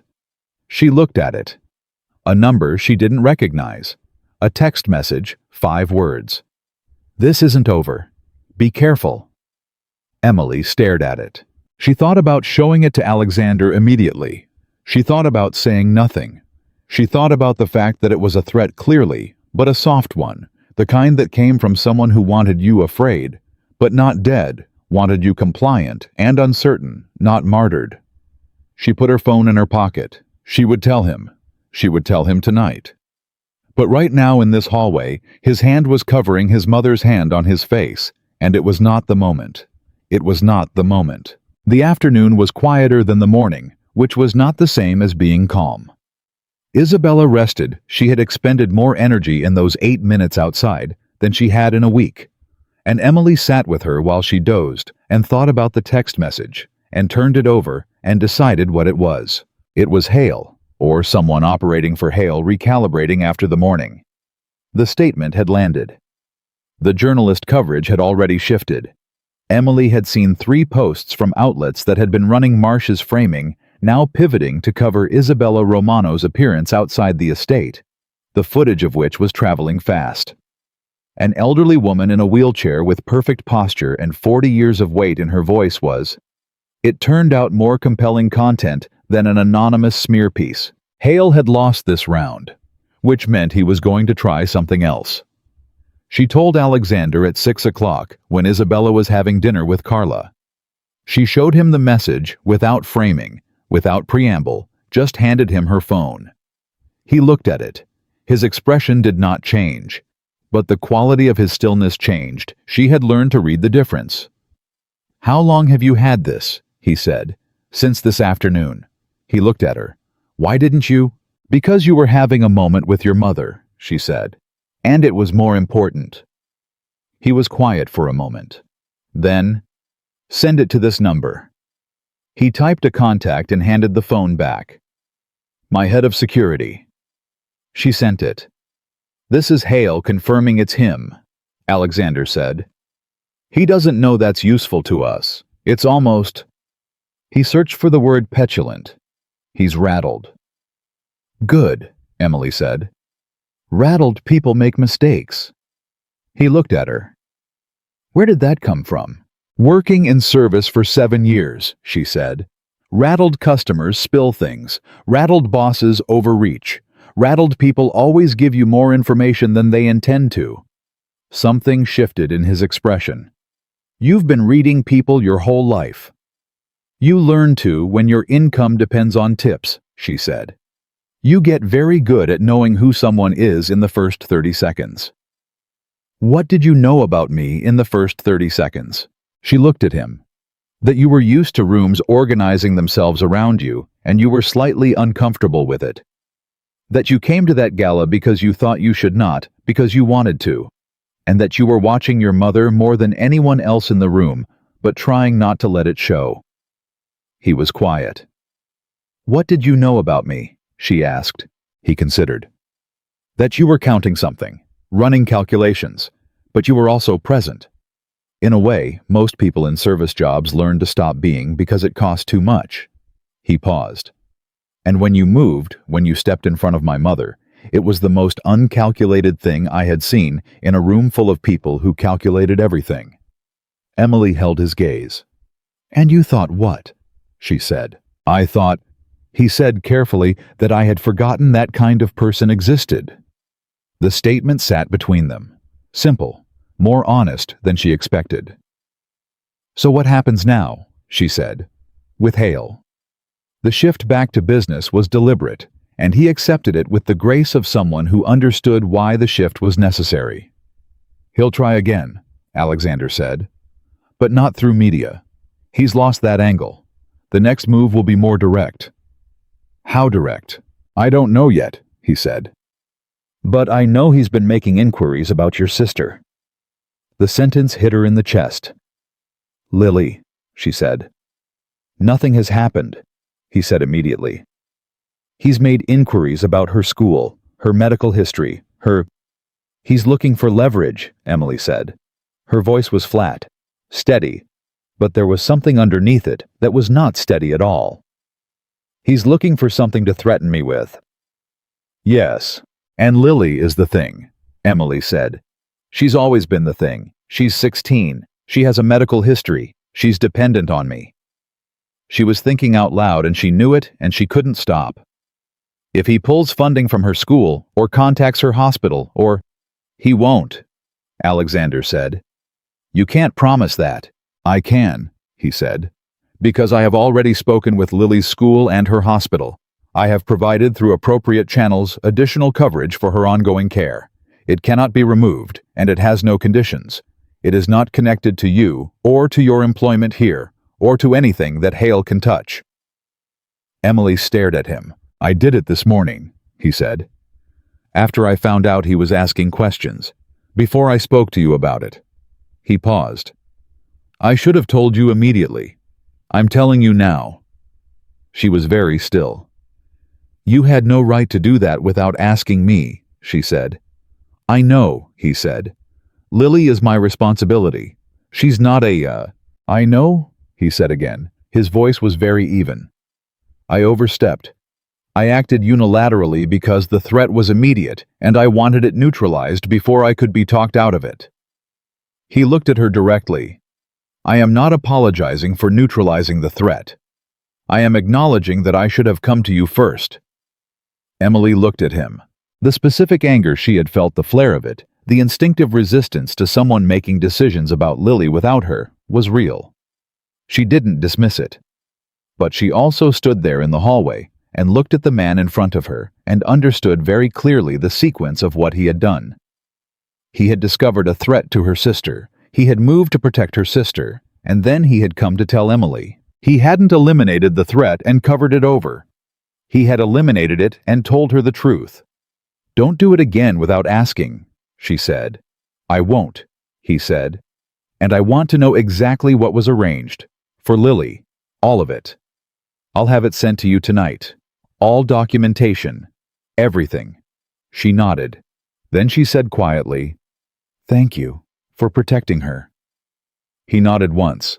They stood in the hallway, and the space between them was different from how it had been at the beginning of the day, different from how it had been last week, different from anything Emily had a clear name for. Something had accumulated. Not over the course of this conversation, but over the weeks before it in the garden and the breakfast table and the coffee on the floor, and his crouching down to be level with his mother's wheelchair. Not a single moment, but the weight of many moments settling into something. She went to say goodnight to Isabella before she left. Isabella was in her room alert despite the day watching a film from the 50s that she had started explaining to Emily in the first week, a period of Italian cinema that she had loved as a girl, the plots of which she remembered in startling detail. Good, Isabella said when she saw Emily's face. You told him. About the message? Yes, Isabella muted the film. And he told you about your sister. Emily looked at her. You knew? He told me when he did it, Isabella said. He came to my room in the morning and sat down and said, Mama, I've done something and I need to tell you about it before I tell her. And he told me. She paused. He was worried you would leave. Emily absorbed that. Was he right to be worried? Were you going to leave? Emily thought about it honestly. No, she said. But not because of Lily. Because... She stopped. Because you're not done here, Isabella said. Emily looked at her. Because I'm not done here, she agreed. Isabella turned the volume back up on her film. Then, without looking away from the screen, he hasn't brought anyone to this house in a very long time. Not in a real way. Not someone he actually... She paused, choosing the word sees. Emily said nothing. I'm not suggesting anything, Isabella said, immediately, calmly. I'm stating an observation. I'm old. I'm allowed to state observations. Good night, Isabella, Emily said. Good night, Emily, Isabella said, and smiled at the screen. Emily walked out to the car. The night was cold and clear, and Boston spread around her in all its amber light, and she sat in the back of the car and did not think about Alexander Romano seeing her in whatever way Isabella had meant. She was very deliberately not thinking about it. She was thinking instead about the text message. This isn't over. Be careful. She was thinking about Richard Hale, who had tried one angle and lost, and was now looking for another, and who had already demonstrated that he was willing to go after a 16-year-old girl to get what he wanted. She was thinking about the fact that protected was not the same as safe. And she was thinking slowly, the way you thought about something that frightened you around the edges of it first, that whatever came next was probably not going to be solved by a video statement, and good attorneys, and a man making calls. She didn't know what it was going to take. But she was beginning to understand, with a clarity she hadn't asked for and couldn't quite set down, that whatever it took, she wasn't going to be the person who stepped back from it. She had moved once in a ballroom when everyone else stayed still. She was apparently that kind of person. It had cost her a job and a bruise and several weeks of uncertainty and a journalist's smear and a text message from a man who wanted her afraid. And she was still not afraid. That was either courage or stubbornness, and she had long ago decided she didn't need to know which one it was to keep moving. The car stopped. She went upstairs. Lily was at the kitchen table with her biology textbook actually studying this time, and she looked up when Emily came in and said, "Good day or bad day?" Emily thought about Isabella's hand raised against 7 cameras and 3 weeks of silence. She thought about Alexander crouching to be level with his mother's wheelchair. She thought about the text message in her pocket and the warmth of coffee in a kitchen, and the Italian phrase that meant the table is set and dinner is ready, and the laugh she had heard through a wall. Both, she said. A very both kind of day. Lily nodded, satisfied with this answer in a way that meant she understood exactly what it meant. Emily put her bag down. She was not afraid. She was very, very awake. And whatever Richard Hale was planning, she already knew one thing about it. She wasn't going to be standing still when it arrived. 3 days after the statement, Richard Hale went quiet. That was the thing that worried Emily most. Not the noise she could track, could measure, could respond to. The journalist's article had already been buried under the weight of Isabella's statement, which had been shared 30,000 times in the first 24 hours, and had generated the kind of organic traction that no PR team could manufacture. 3 independent witnesses had spoken on record.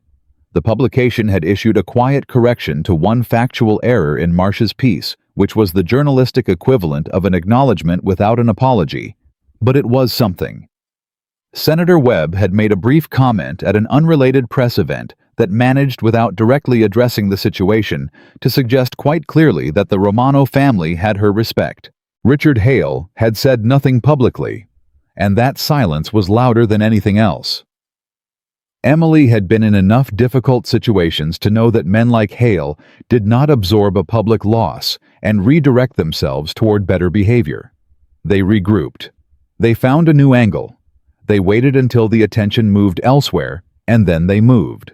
She told Alexander this on a Tuesday morning, standing in the kitchen, because that had become, without either of them deciding it, a place they sometimes talked briefly, practically, while the house was waking up. And Isabella was still in her room, and the formality of the study felt like more than the moment required. "I know," he said. He was looking at his coffee cup.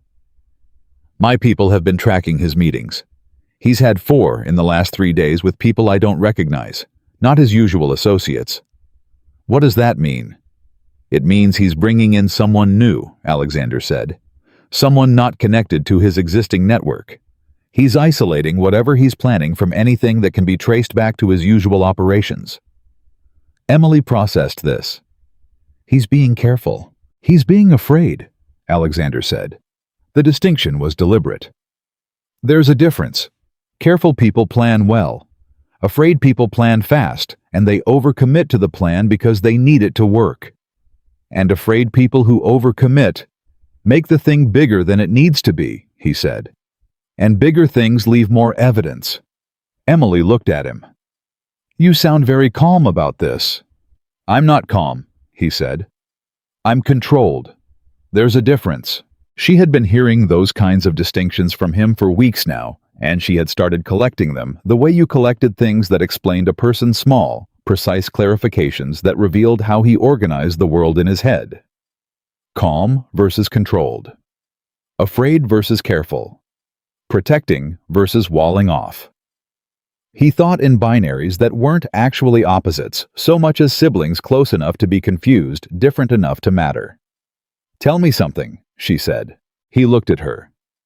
When did you decide to stop? She asked. The other kind of problem solving. When did you decide? He was quiet for a moment. The kind of quiet that meant he was deciding whether to answer honestly or deflect, and she had learned to let it sit, to not fill it, because the honest answer almost always came if she didn't rush it. 7 years ago, he said, there was a situation. A man who had done something to a member of our network, and I had options. The way I would have handled it before was clear, fast, final. He paused. My mother found out what I was planning. She came to my office. She sat across from me and she said, Alexander, if you do this, you will become the thing you hate most. And then she said, and I will know. Emily waited. She didn't say she would leave, he said. She didn't threaten me. She just said she would know. And something about that. He stopped looking for the right word. Landed differently than every other argument anyone had ever made. Because I realized she was right. Not about the moral dimension, not about the legal risk. Just that she would know, and I would know she knew, and I would have to carry that in front of her for the rest of my life. He picked up his coffee. So I didn't. Emily looked at him. And the man was handled through other means that were legal and thorough and took considerably longer and required significantly more documentation. He said with a dryness that was as close to humor as he usually got, but which ultimately produced the same outcome. And your mother, he was quiet for a moment. She never asked about it, never mentioned it again. But I think, he paused. I think it was the moment she started pulling away. Not from me. From the life. From what the life required her to know and not say anything about. He set down the coffee. I protected her from the information, but I didn't protect her from knowing that there was information, and that's different. Emily thought about what Isabella had said in the garden. Walls keep the bad things out, but they also keep the good things in. She needed you to let her back in, Emily said. Not to the business, just to you. I know that now, he said. You've always known it, she said. You just didn't know how. He looked at her. The morning light was coming through the kitchen window.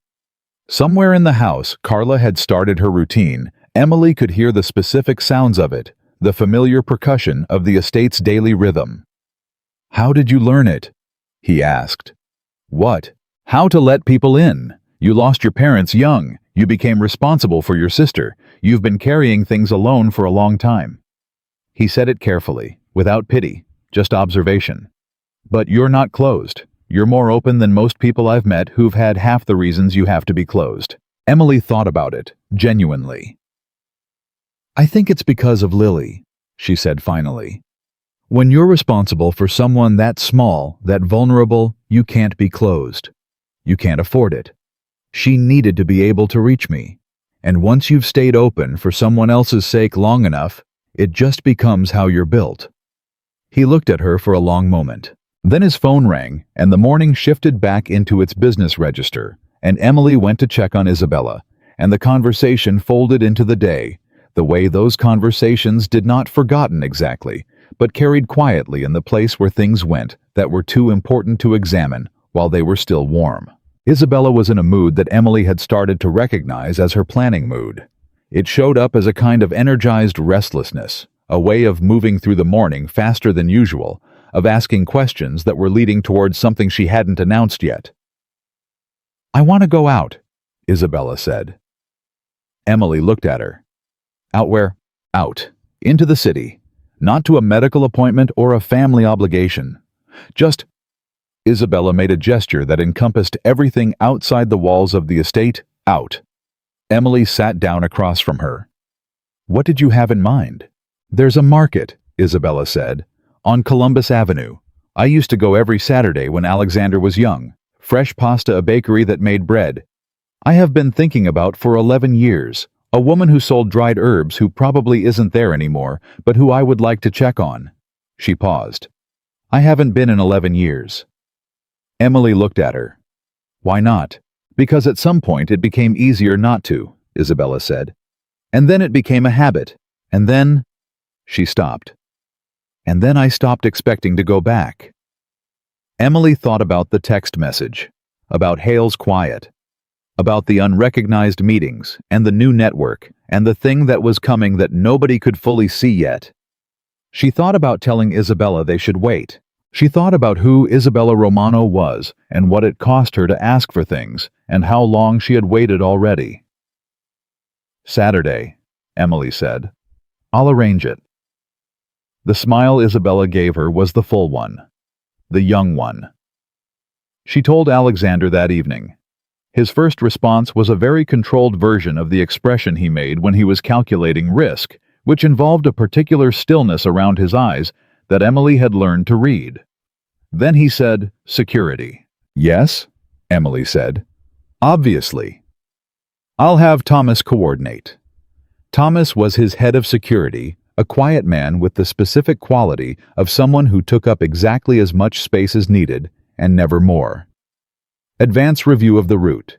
2 vehicles minimum. She wants it to feel normal, Emily said, not like a motorcade. Those are not mutually exclusive things. They feel mutually exclusive to the person in the wheelchair who hasn't been to her favorite market in 11 years. He looked at her. 1 vehicle, Emily said. Thomas in the front. You park a second one around the corner if you need to. No suits that look like suits. My security team will not wear khakis, Emily. I'm just saying. I understand what you're saying, he said. I'll talk to Thomas. The Saturday was clear and cold and beautiful in the specific way Boston was beautiful in that kind of weather.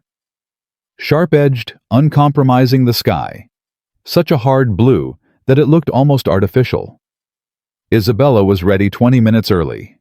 She was wearing a coat Emily had not seen before, a dark green wool thing that looked like it had been good for decades, and intended to keep being good for decades more, and her silver hair was pinned with more care than usual, and she was sitting in her wheelchair, with the specific alertness of someone who had been preparing for this without admitting they were preparing. Emily sat beside her in the car, and did not comment on the coat or the hair or the 20 minutes early, because some things deserved to be received without remark. The market was exactly what Isabella had described, and also something more.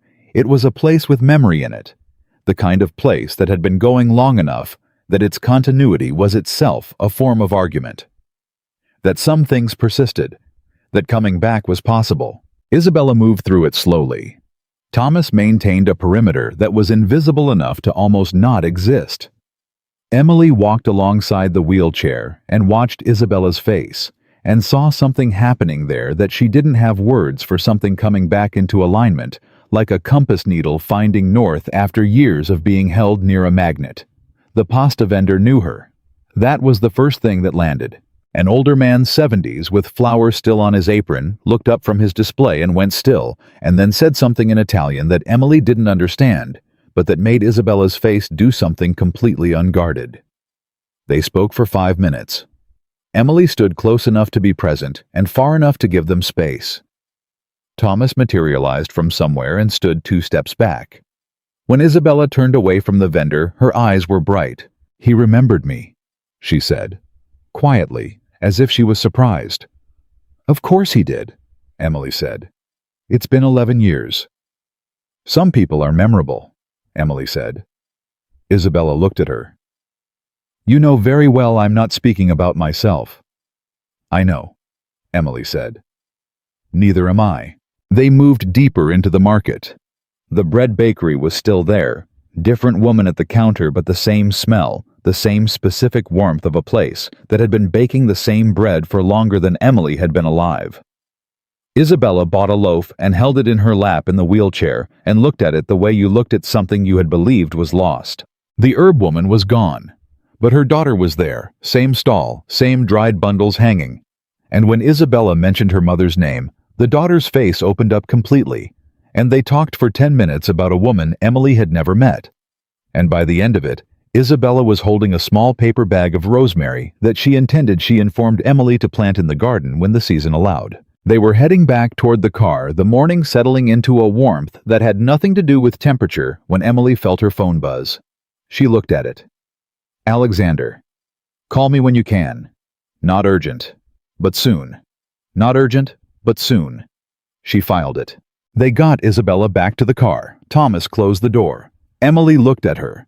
Isabella was holding the bread in her lap, and the rosemary on top of the bread, and she was looking out the window at the market receding as the car pulled away, and her expression was the same one Emily had seen in the photograph from the 70s. The one of the woman at the table. The one that meant happy. Emily texted Alexander. On our way back. 20 minutes. He responded. Take your time. She took his word for it. The estate was different when they returned. Emily noticed it the way she had learned to notice things, not a specific detail, but an aggregate of small ones. A car she didn't recognize parked to the side of the main entrance. Thomas making brief eye contact with another member of the security staff in a way that communicated something Emily couldn't read. Carla meeting them at the door with her neutral face engaged at a slightly higher intensity than the morning warranted. Emily got Isabella inside, settled bread in the kitchen and rosemary on the windowsill where it would get light, and then she went to find Alexander.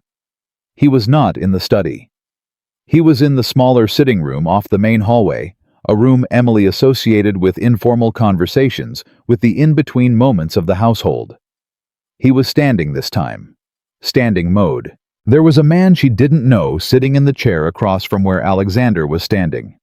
50s compact, with the bearing of someone who had spent a long time in a profession that required him to be physically ready at all times and had not entirely left it.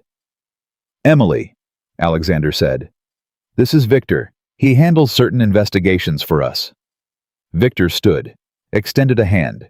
His grip was brief and professional. Emily looked at Alexander. What happened? Sit down, he said.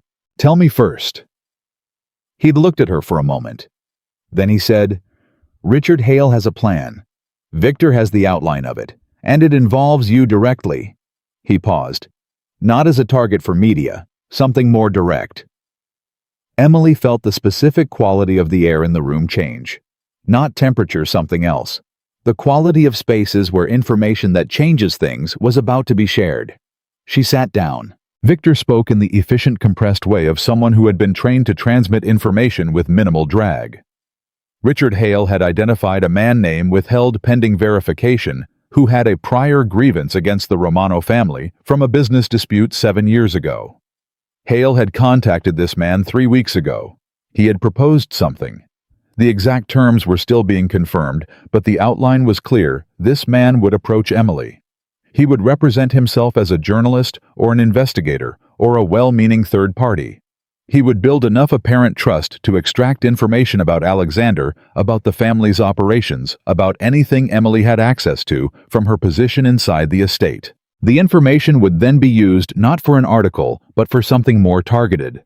A regulatory complaint, a financial investigation, the kind of thing that didn't need to be proven to be damaging, just initiated. He's not going after you publicly, Alexander said when Victor finished. He learned from the article that public attacks on you backfire. He's going after what you might know. He's going to try to use you as an access point. Emily sat with this. But I don't know anything, she said. I'm a companion to your mother. I don't have access to... He doesn't know that for certain, Alexander said. And he doesn't need you to know something real. He needs you to say something that can be taken out of context. Something that can be shaped. He paused. Or he needs enough of an appearance of a relationship between you and the family's operations that the investigation can be launched on the basis of the appearance alone. Emily understood. He's manufacturing proximity, making it look like I'm more involved than I am. Yes. She looked at Victor. How did you get this? Victor glanced at Alexander. Victor has relationships with people in Hale's network, Alexander said. Not everyone who works for Hale shares his judgment about everything. Emily processed that. Then, has anyone approached me yet that I don't know about?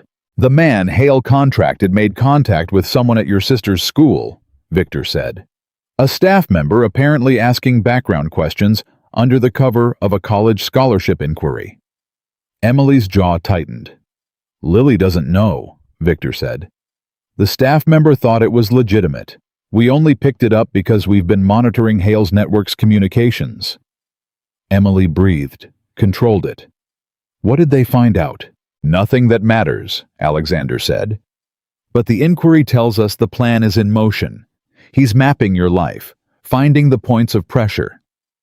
He paused. Which means someone will approach you directly soon. In the next week, probably. What do you want me to do? Alexander looked at her directly. Nothing different, he said. Live your life. Come to work. Be exactly who you are. If someone approaches you, you contact me immediately, and Victor's team handles the documentation. You want me to be bait, Emily said. I want you to be yourself, he said, which is not the same thing. It functionally is. No, he said. Bait is passive. It doesn't know what it is. You know exactly what's happening, and you are choosing how to respond. He paused. I'm asking if you consent to that choice. Emily looked at him. He was asking, genuinely. He could have handled this without telling her, could have surrounded her with invisible protection, and let Hale's approach happen, and managed the outcome and told her afterward. She understood clearly that that was an option he had consciously declined. He was telling her because she deserved to know. And then he was asking because the decision had to be hers. Yes, she said, I consent. Victor nodded once. Alexander nodded. One condition, Emily said. They both looked at her. Lily, she said. Whatever monitoring is on Hale's network right now, I want the same level on anything connected to her. Her school, her hospital, her... She stopped. Everything. Already done, Alexander said. Since Tuesday. She looked at him. I wasn't going to leave that open, he said. She nodded. Then she said, I want to be the one to tell her, not what's happening exactly, but that she should tell me immediately if anyone approaches her asking questions. I want her prepared without being frightened. Of course, he said. Victor left shortly after. Emily sat in the sitting room after he was gone in the specific quiet of a space that had recently held information that rearranged things. Alexander sat across from her. They had not been in this configuration often sitting facing each other. No desk between them, no movement to manage. It had a different quality than their other interactions. Are you afraid? He asked. She thought about it honestly. A little, she said. Not of him, of... She paused. Of what it would cost if I made a mistake. If I said something that gave him what he needed. If someone got hurt because of me. That's not fear, he said. That's responsibility. You and your distinctions, she said. Something genuinely moved on his face. Almost a smile. You've noticed. I collect them, she said. Calm versus controlled. Afraid versus careful. Protecting versus walling off. Bait versus informed consent. He looked at her. You've been paying attention. I pay attention to everything, she said. Occupational training. The waitressing. The being a person who couldn't afford not to, she said. You pay attention when things matter. Things started mattering to me very early. He was quiet for a moment. Then, my mother told me something this morning, before you came back from the market. Emily waited. She told me that she had been watching me watch you, he said. For several weeks. He paused. She said I should stop watching and start. He seemed to be quoting, having the courage of the thing I was thinking. Emily's heart did something she chose not to examine too closely. She said that. Emily said. She's 72 and she has been through more than most people will in 3 lifetimes, and she has recently decided she is done being quiet, he said. She says whatever she thinks now. I know, Emily said. I was there for the deciding. He looked at her steadily. I don't know how to do this, he said. Whatever this is, whatever it's been becoming. He said it without performance, without the management she had come to associate with how he handled things that were difficult. Just the simple, unvarnished statement of a man who was very good at many things and was in territory he was not experienced in and was choosing to say so. I've been careful for a long time. Careful about what I let near me, what I let near my family. I know, Emily said. You walked in and you were... He stopped. You were not afraid of me. You were not interested in what I could give you. You argued with me in the first 5 minutes. You told me to go talk to my own mother. He paused. No one talks to me like that. Someone should, Emily said. Someone should, he agreed. And you do, and it's... He seemed to search for the word and land on one that surprised him with its accuracy. It's the most real I've felt in any room in years.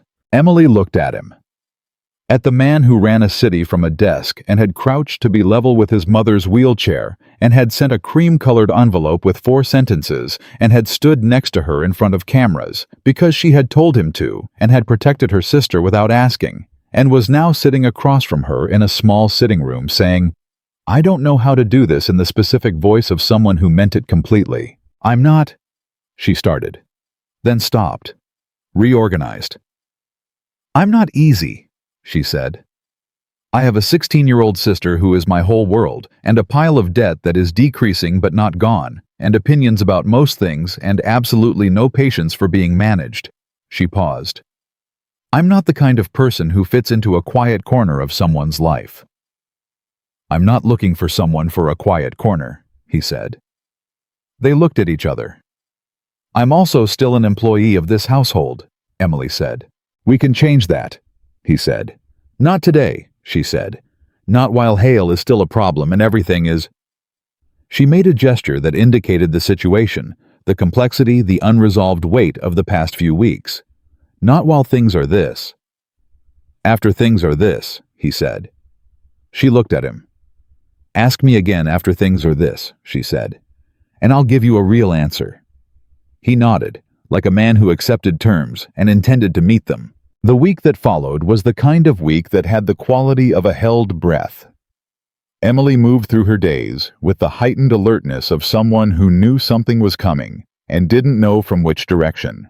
She told Lily what she needed to tell her, carefully briefly framed as a general precaution rather than an immediate threat, and Lily, who was 16 and not foolish, had looked at her steadily and said, Is this about the Romano thing? And Emily had said partly, and Lily had said, Okay, I'll tell you if anyone asks weird questions. And that had been that. On Wednesday, she was leaving a coffee shop 2 blocks from the estate she had started going in the mornings before her shift.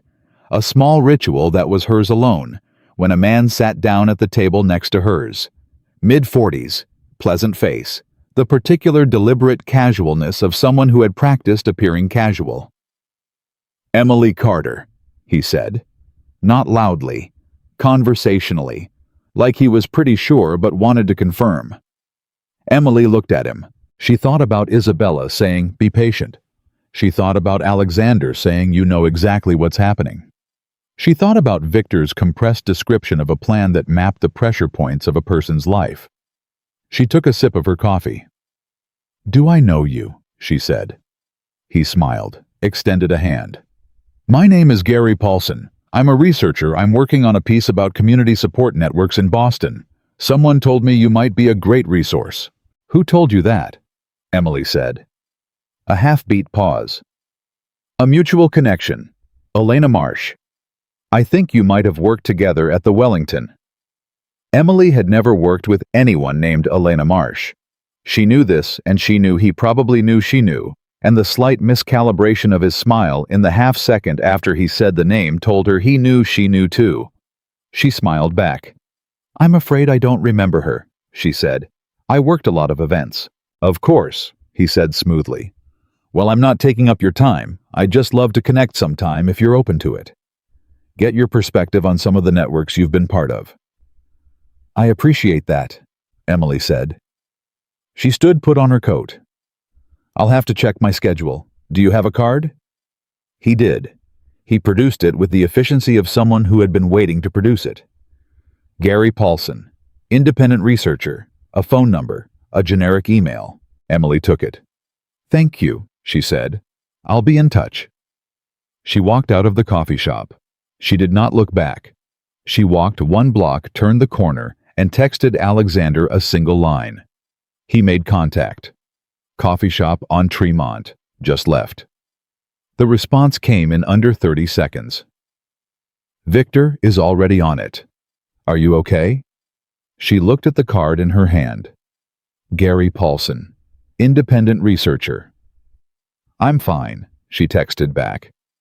He was exactly what you said he'd be. She put the card in her pocket. She kept walking. The trap, if that was what it was, and it was, had been sprung on schedule. Hale's man had made contact exactly as predicted. Emily had handled it exactly as planned. Victor's people would have the coffee shop on camera, and Paulson's entry on file, and the conversation logged. It was a clean outcome, and yet Emily walked the last 2 blocks to the estate with the specific weight of someone who understood that clean outcomes in the middle of a long game meant only that the game was still going. Hale had committed his piece. He was waiting for movement. The next step was not hers. It was Victor's and Alexander's, and whatever machinery the Romano family brought to bear on a man who had made the mistake of going after the wrong people. She had played her part. She was still standing, but the day was not over, and the week was not over, and Hale was not finished, and Emily was experienced enough in the arithmetic of difficult situations to know that the moment things felt almost resolved was frequently the moment before they became most complicated. She pushed the door of the estate open. Carla was in the hallway. Her expression was one Emily had not seen in weeks, the full alarm version of her professional composure, the one where the control was completely intact, but something large was happening behind it. What is it? Emily said. Isabella, Carla said. She's asking for you. Is she all right? She's fine, Carla said. She received a phone call this morning, while you were out. She paused. From Richard Hale? Emily went very still. He called her directly, Carla said, on her private line. The number almost no one has. Emily's blood went cold. Not with fear, with the specific temperature of fury that was controlled, that had nowhere to go yet, and was therefore very, very quiet. What did he say? Emily said. Carla looked at her steadily. He told her that you were not what you appeared to be, that you had a history he was prepared to share, that if she cared about her family's reputation, she would distance herself. She paused.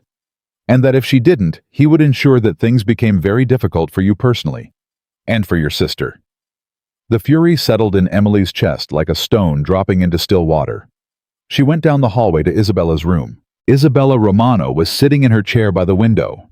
She was not distressed. Emily looked for distress first and did not find it. What she found instead was the version of Isabella she had seen outside the estate, in front of 7 cameras. The one who raised her hand and made noise go quiet. I heard, Emily said. Sit down, Isabella said. Emily sat. He called my private line, Isabella said. Which means someone in my life gave it to him, which is a problem I intend to address. Her voice was even. Cold in a specific way, not the cold of someone frightened, but the cold of someone who had processed a betrayal and moved directly to the question of response. But that is separate from what I want to say to you. Emily waited. He told me you were not what you appeared, Isabella said. He told me you had a history. He told me you were using this family. She paused. Would you like to know what I told him? What did you tell him? Isabella Romano looked at her directly. I told him that I had spent 68 years learning to read people, and that I had met his kind before, and that the difference between him and you was so obvious that I was embarrassed on his behalf for thinking the call would work. She paused. And then I told him that if he contacted my private line again, or mentioned your name, or made any further inquiry about your sister, he would discover what it meant to have made an enemy of Isabella Romano.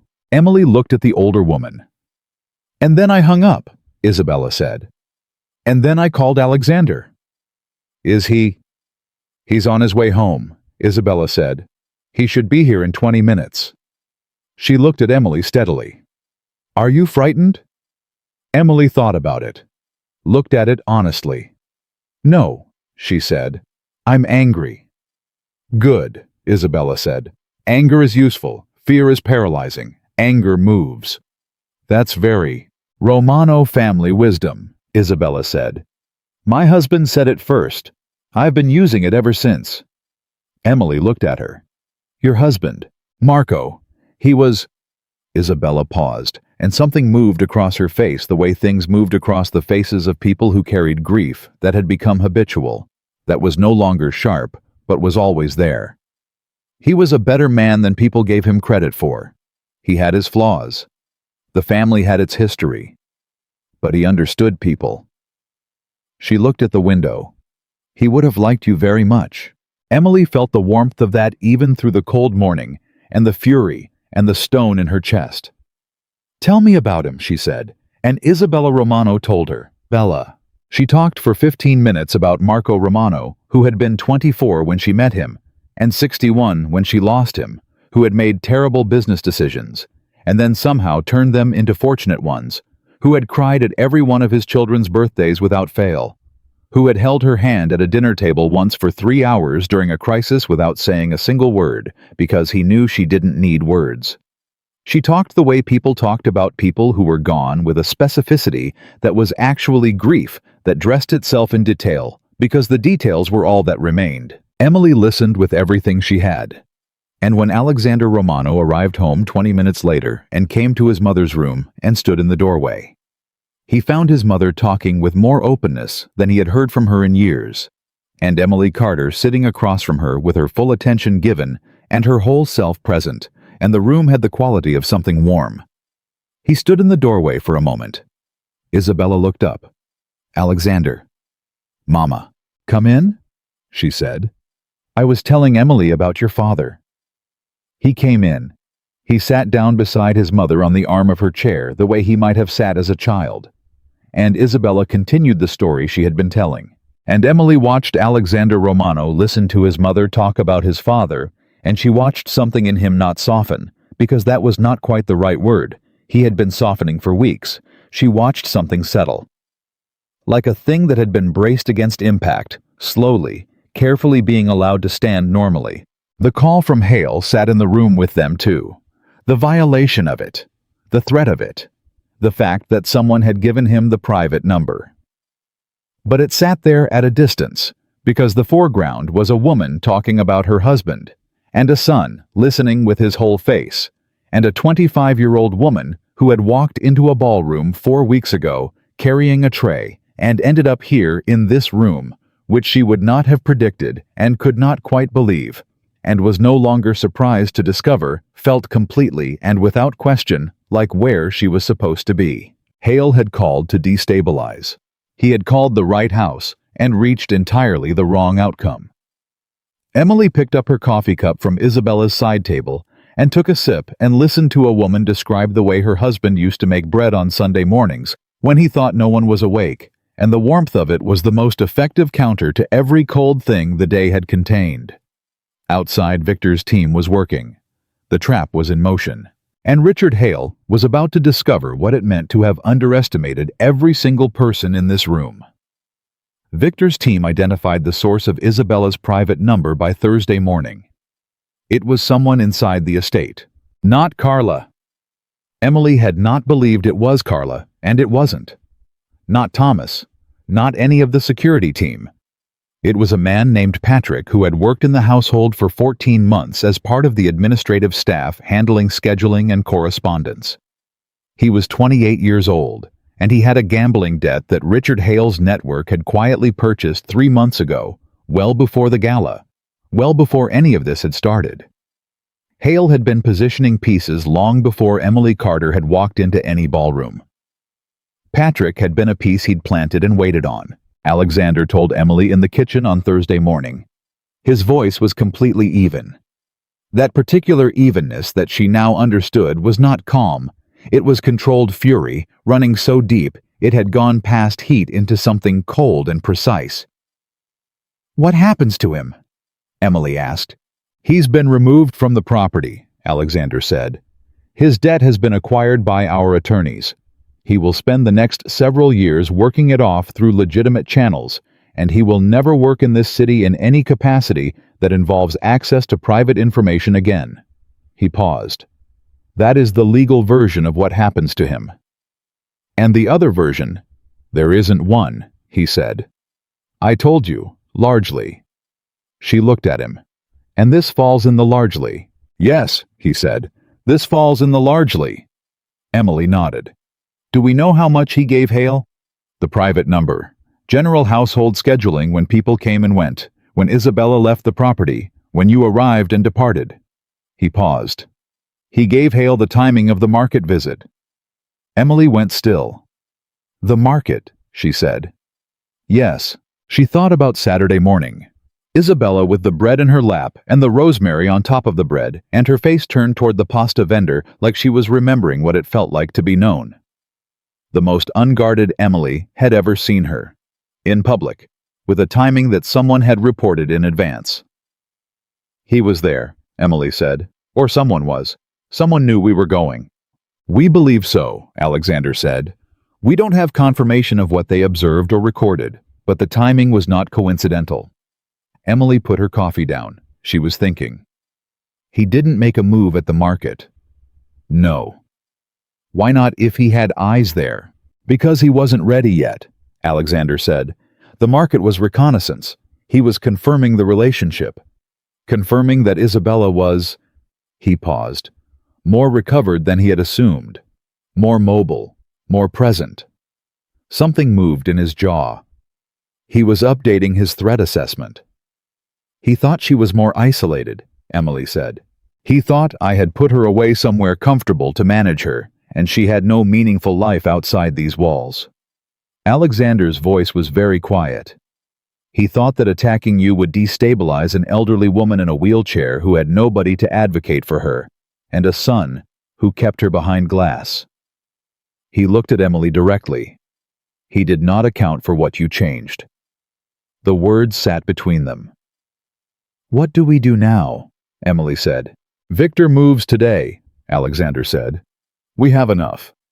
The documented contact with Patrick, the recorded conversations from Hale's network that Victor's team has been building for 3 weeks, Gary Paulson's approach in the coffee shop, which was captured on 2 cameras, and which constitutes attempted corporate espionage under the framing Hale gave him.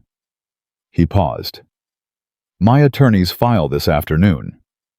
We also have a meeting at 2 o'clock with a federal contact who has been interested in Hale's financial operations for considerably longer than we have. Emily looked at him. Federal. Hale has been moving money in ways that do not survive scrutiny, Alexander said. He has been doing it for years. He has always been careful enough to stay below the threshold of actionable. But 3 weeks of trying to bring down the Romano family has made him sloppy. Fast. He paused. Afraid people overcommit. Emily heard her own words from weeks ago return to her in his voice. She felt something, not satisfaction exactly, but the specific recognition of a truth that had proven itself. When will it be over? She said. The filing is today, he said. The federal meeting is today. By Friday, Hale will know the full scope of what's been assembled against him. At that point, his attorneys will tell him that continuing to pursue any action against this family or anyone connected to it is not survivable. He paused. He's not a man with nothing to lose. He has everything to lose when he understands that he will stop. And if he doesn't, Alexander looked at her steadily. He will. It was not a threat. It was a fact delivered with the particular certainty of a man who understood very precisely the arithmetic of leverage. Emily had spent enough time with him to know the difference. She picked her coffee back up. I want to tell Isabella before the filing. I was going to suggest that, he said.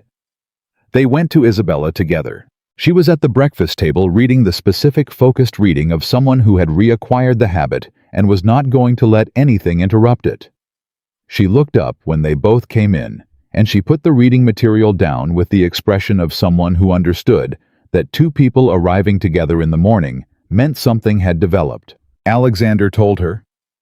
All of it. The filing, the federal contact, Patrick's removal. He told her cleanly, directly, without softening and without performing. Just the facts, the sequence, the outcome. Isabella listened with her hands folded on the table. When he finished, she was quiet for a moment. Then she said, "Patrick?" "Yes," Alexander said. "I knew his mother," Isabella said. "Briefly, years ago." She paused. I'm not angry at him. I'm angry at the man who found a 28-year-old with a debt and decided he was useful." She looked at Alexander. "Make sure his mother doesn't know." Alexander looked at her. "Mama, she's old," Isabella said. "She doesn't need this. Make sure she doesn't know." A silence. "All right," he said. Isabella looked at Emily. "And you? Are you all right?" "I'm fine," Emily said. "More than fine." "The girl in the coffee shop held her own," Alexander said. Emily looked at him. "The girl in the coffee shop." "You know what I mean." "I do know what you mean," Emily said. "I'm choosing to be mildly offended by the phrasing anyway." Isabella Romano looked between them with an expression of supreme satisfaction that she was not bothering to conceal. "Good," she said. "To which of them, or to what was not entirely clear?" The attorneys filed at 2:15. Victor's team delivered their documentation package to the federal contact at 3. By 4 o'clock, Hale's lead attorney had been reached by phone and had asked for 24 hours to review the materials before responding. Alexander's attorney had said they would allow 12. Emily was still at the estate when Alexander came to find her at 5. "It's moving," he said. "The way we expected." "How does it feel?" she said. "When something like this moves the way you expected?" He thought about it. "Like releasing a breath you've been holding for 3 weeks." "That's very human," she said. Something crossed his face. "Did you expect otherwise?" "No," she said. "I just like when you do it." He looked at her with that expression, the one she'd been collecting since the first week. The one that arrived when she said something that required recalibration. But the recalibration had gotten faster each time, and now it lasted barely a second before it settled into something warmer. "Emily," he said. "Not yet," she said. "You said you'd ask again after things were this." "Things are substantially less this than they were this morning. They're not fully resolved," she said. 12 hours. He looked at her. 12 hours? She said again. "Fine," he said. The word had a different quality than it had on the morning of her first day when Isabella had said it with the door not yet open quality. This fine had something in it that was almost contentment. She went home at 6. Lily was already there, and she was sitting at the kitchen table with her laptop and a look on her face that Emily recognized as the look she wore when she had decided something but hadn't said it yet. "What?" Emily said. "The biology scholarship," Lily said. Emily stopped, set down her bag. "What about it?" "The one I applied for in February, the MIT pre-college program." Lily paused. "I got in." Emily stared at her. "I found out today," Lily said. "Full scholarship. 6 weeks this summer." She was watching Emily's face with the careful attention of someone who was not sure what the reaction would be. "I know it means I'd be away, and I know things are—" Emily crossed the kitchen and pulled her sister into her arms, and Lily went still for a second, and then she hugged back both of them. Standing in their small kitchen, and Emily pressed her face into her sister's hair and felt the specific weight of it. All the years of early mornings, and borrowed time, and medical bills, and missed things, and the love that had run underneath all of it, like a current steady and always there. "I'm so proud of you," Emily said. Her voice was not entirely steady, and she didn't care. "I'm so proud of you," she said again, because it needed to be said twice. Because Lily had been carrying the weight of being the younger one, the dependent one, the one being taken care of. And this was her stepping into her own life, and Emily wanted her to feel completely that it was allowed. Lily pulled back. Her eyes were bright. "You're sure it's okay? 6 weeks is a long time, and—" "It's perfect," Emily said. 6 weeks at MIT. Lily, this is—" She stopped because she was not going to cry in the kitchen. She was simply not going to do it. She was going to be dignified about this. "This is exactly what you're supposed to be doing." Lily grinned. The full grin, the one that was still the same grin from when she was 6 years old and had just figured out something that delighted her. "I know," she said. "I've been trying to be modest about it, but I know." Emily laughed. "Don't be modest. Don't be modest for 1 second." They ordered dinner from the diner down the block, and they ate it at the kitchen table, and Lily talked about the program with the specific detailed enthusiasm that she reserved for things she had been researching for weeks and had contained until she had something concrete to say about them. And Emily sat across from her and ate bad takeout noodles and listened to her sister describe a future that was opening in front of her, like something that had always been waiting. And it was the best evening Emily had had in longer than she could accurately remember. She texted Alexander at 9 o'clock. "My sister got into a science program at MIT. Full scholarship." The response came back in under a minute. "That's extraordinary. She worked for it." "She did," Emily replied. "Every day." A pause. Then, "You worked for it too." She had someone who made it possible for her to work for it. Emily looked at the text for a moment. Then she typed, "Don't make me cry in my own kitchen." His response was a single word. Noted.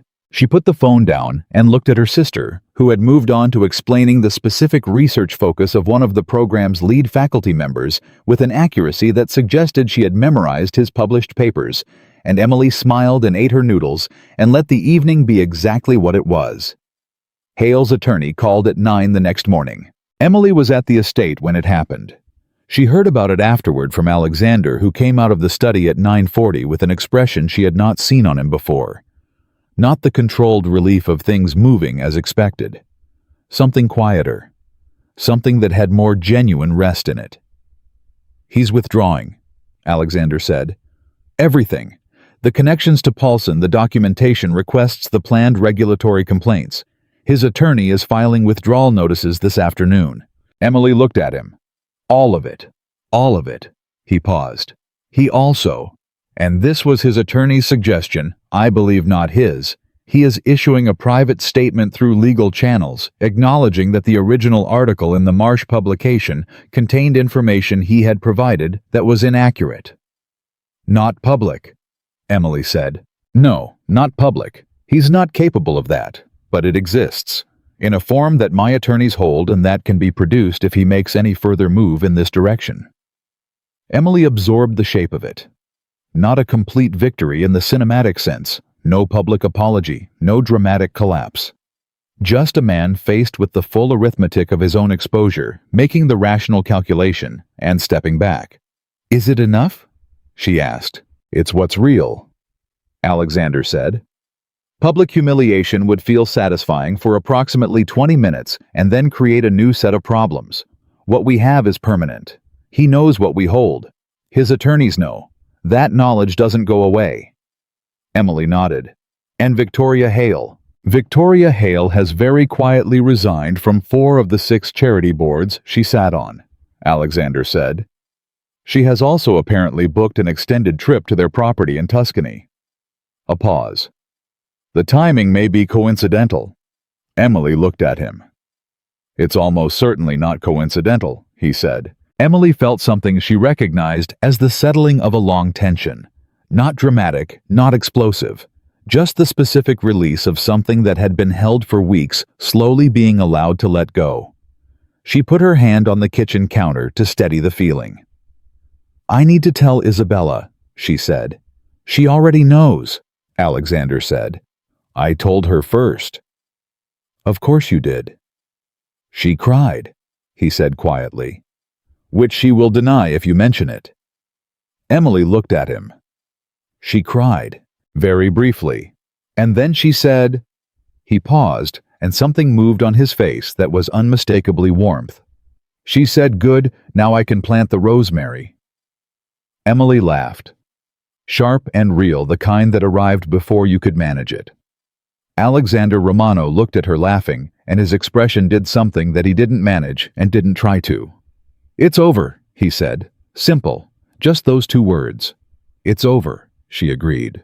The silence between them was different from all the silences before it. Not a space waiting to be filled.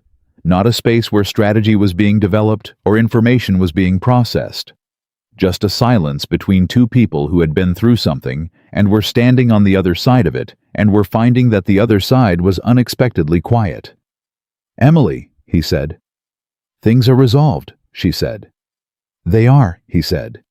"You said you'd ask again." "I'm asking," he said. She looked at him. "Then yes," she said. "Whatever this is, whatever it's been becoming." She paused. "Yes." He did not move dramatically. He did not cross the room. He just looked at her with the full weight of his attention, which was she had learned the most significant thing he gave anyone, and which he was giving to her now without reservation. "Okay," he said. "That's your response. Okay? Would you prefer something more elaborate?" "I'd prefer something real," she said. He was quiet for a moment. Then, in the way he had of saying difficult things very directly, because the directness was easier for him than the decoration. "I haven't looked forward to coming home in years. I've been coming to work.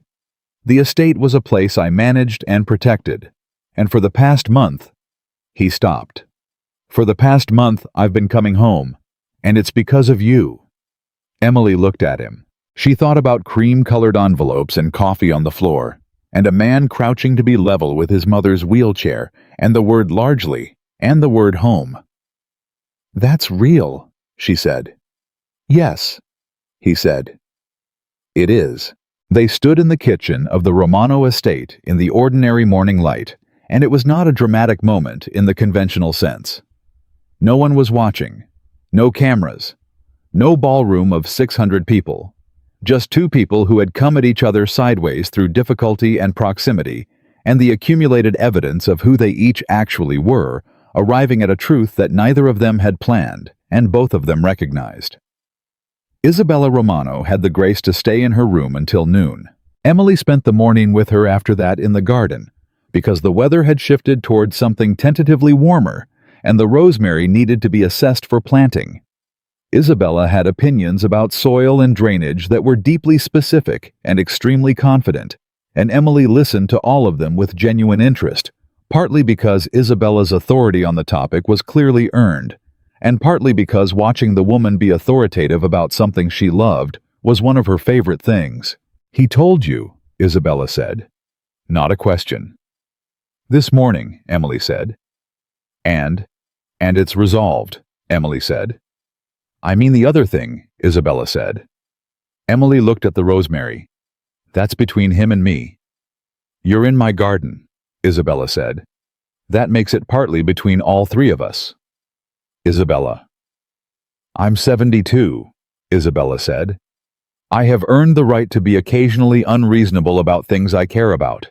Emily looked at her. "Yes," she said. "We talked this morning. It's yes." Isabella Romano smiled the full smile, the young one. And then she picked up the rosemary with both hands and said businesslike, "This goes here," and pointed to a spot in the garden bed, and the subject was closed, but the smile stayed. 3 months passed. They passed in the way of months that contain real life, not a montage, not a highlight reel, but the actual texture of days, which included difficult things and ordinary things, and the slow accumulation of evidence about who people were and what they could build together. Emily renegotiated her relationship with the household formally because she had insisted on that on terms that were hers, on a role that was defined by something other than circumstance, on the specific clarity of knowing what she was and what she was not. She was not an employee in the old sense. She was not a romantic partner in the performative sense. She was a person who had become essential to another person, and several persons adjacent to that person, and she chose to be there every day with the same lack of calculation she had brought to a ballroom 4 months ago. The foundation idea came from Isabella. They were in the garden. They spent a lot of time in the garden, which had become their primary location for the kinds of conversations that required being somewhere without walls. And Isabella had been talking about the market, about the vendor who had remembered her, about the specific need for places in a city where people could be remembered, known, where the transaction was not just about what you were buying, but about the fact that you existed and mattered. There should be more of those places, Isabella said, for people who don't have them, who don't have markets that know their name, who don't have someone to... She paused to bring them back. Emily was very still. Then she said, "A community kitchen." Isabella looked at her. "Not just food," Emily said, thinking out loud the way she thought when something was taking shape faster than she could fully follow. "A place where people can come and receive something and also be received, be known. Where the person behind the counter knows your name next time." She paused. "I know what it's like to need that. When my parents were sick, when Lily and I were there, were people who fed us, not programs, not institutions, people, and we never forgot them." Isabella watched her face. "I have some savings now," Emily said. The past 3 months have been different financially, and I've been putting money aside and I have some. Not enough, but some." She stopped. "I could apply for grants. There are organizations." "Emily," Isabella said. "I know what you're going to say," Emily said. "And I want to do this myself, or as much as possible myself. I don't want it to be a Romano project." "I was going to say," Isabella said, "that I have a contact at the Boston Community Foundation who owes me a very old favor, and that the favor has nothing to do with my son or this family's name.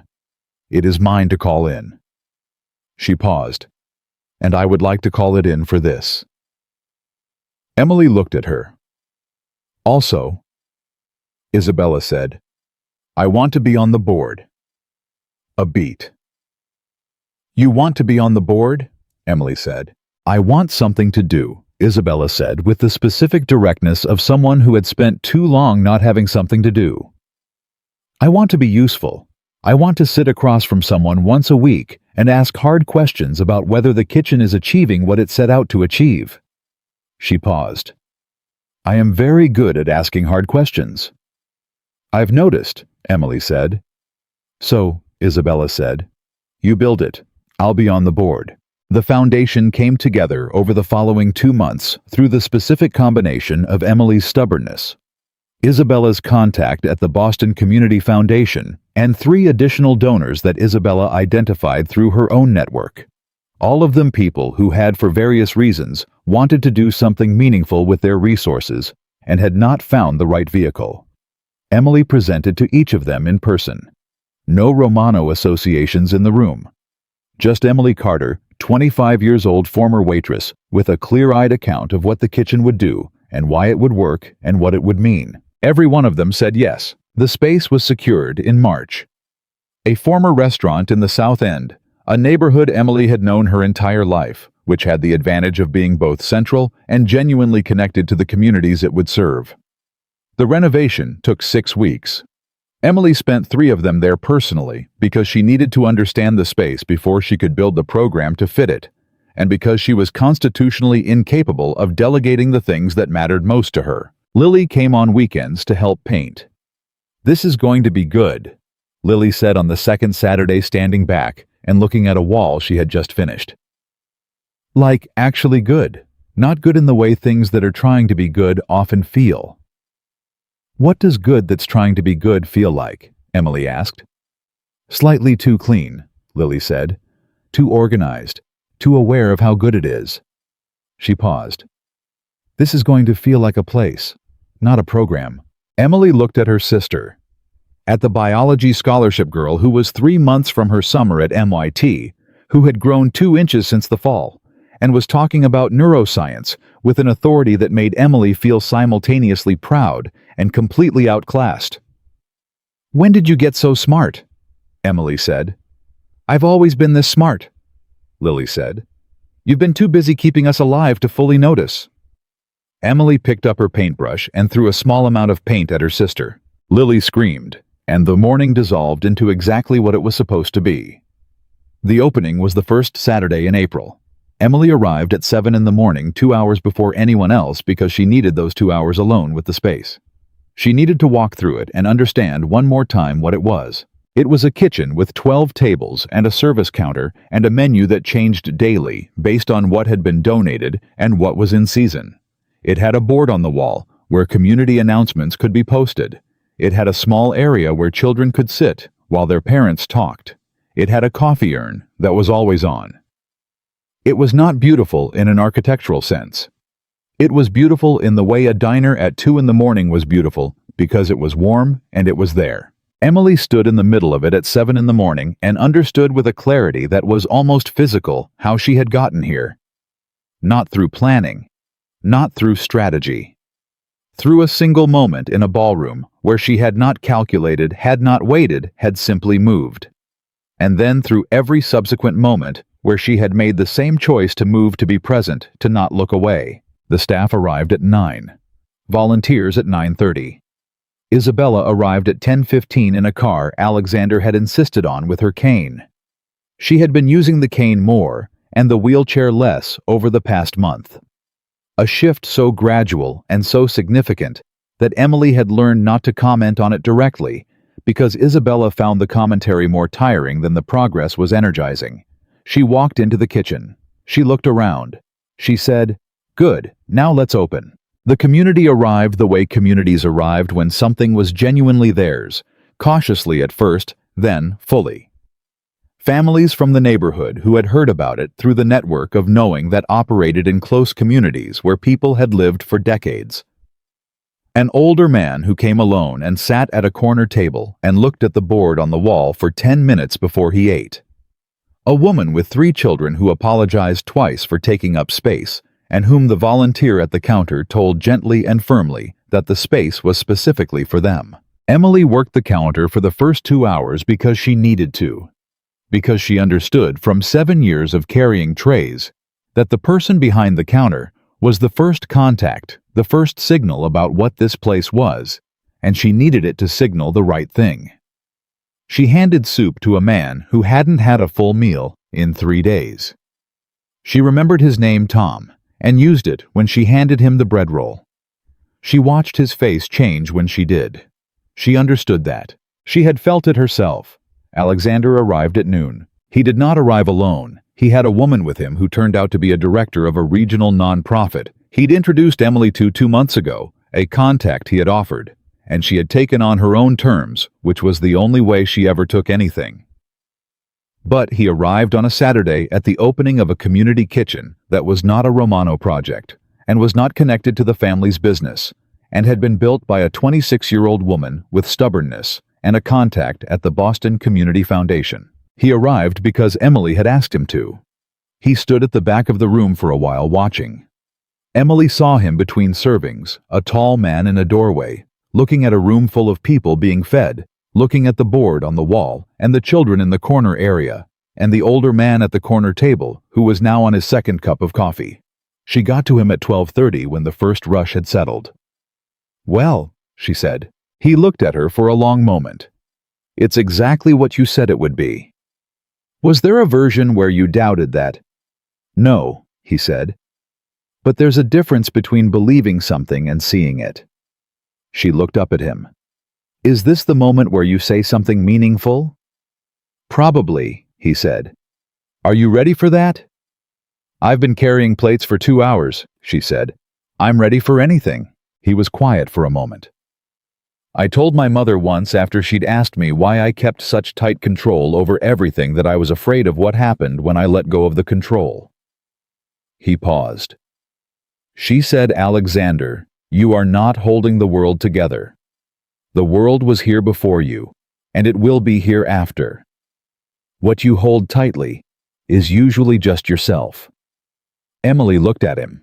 "I've been thinking about that for 20 years, he said.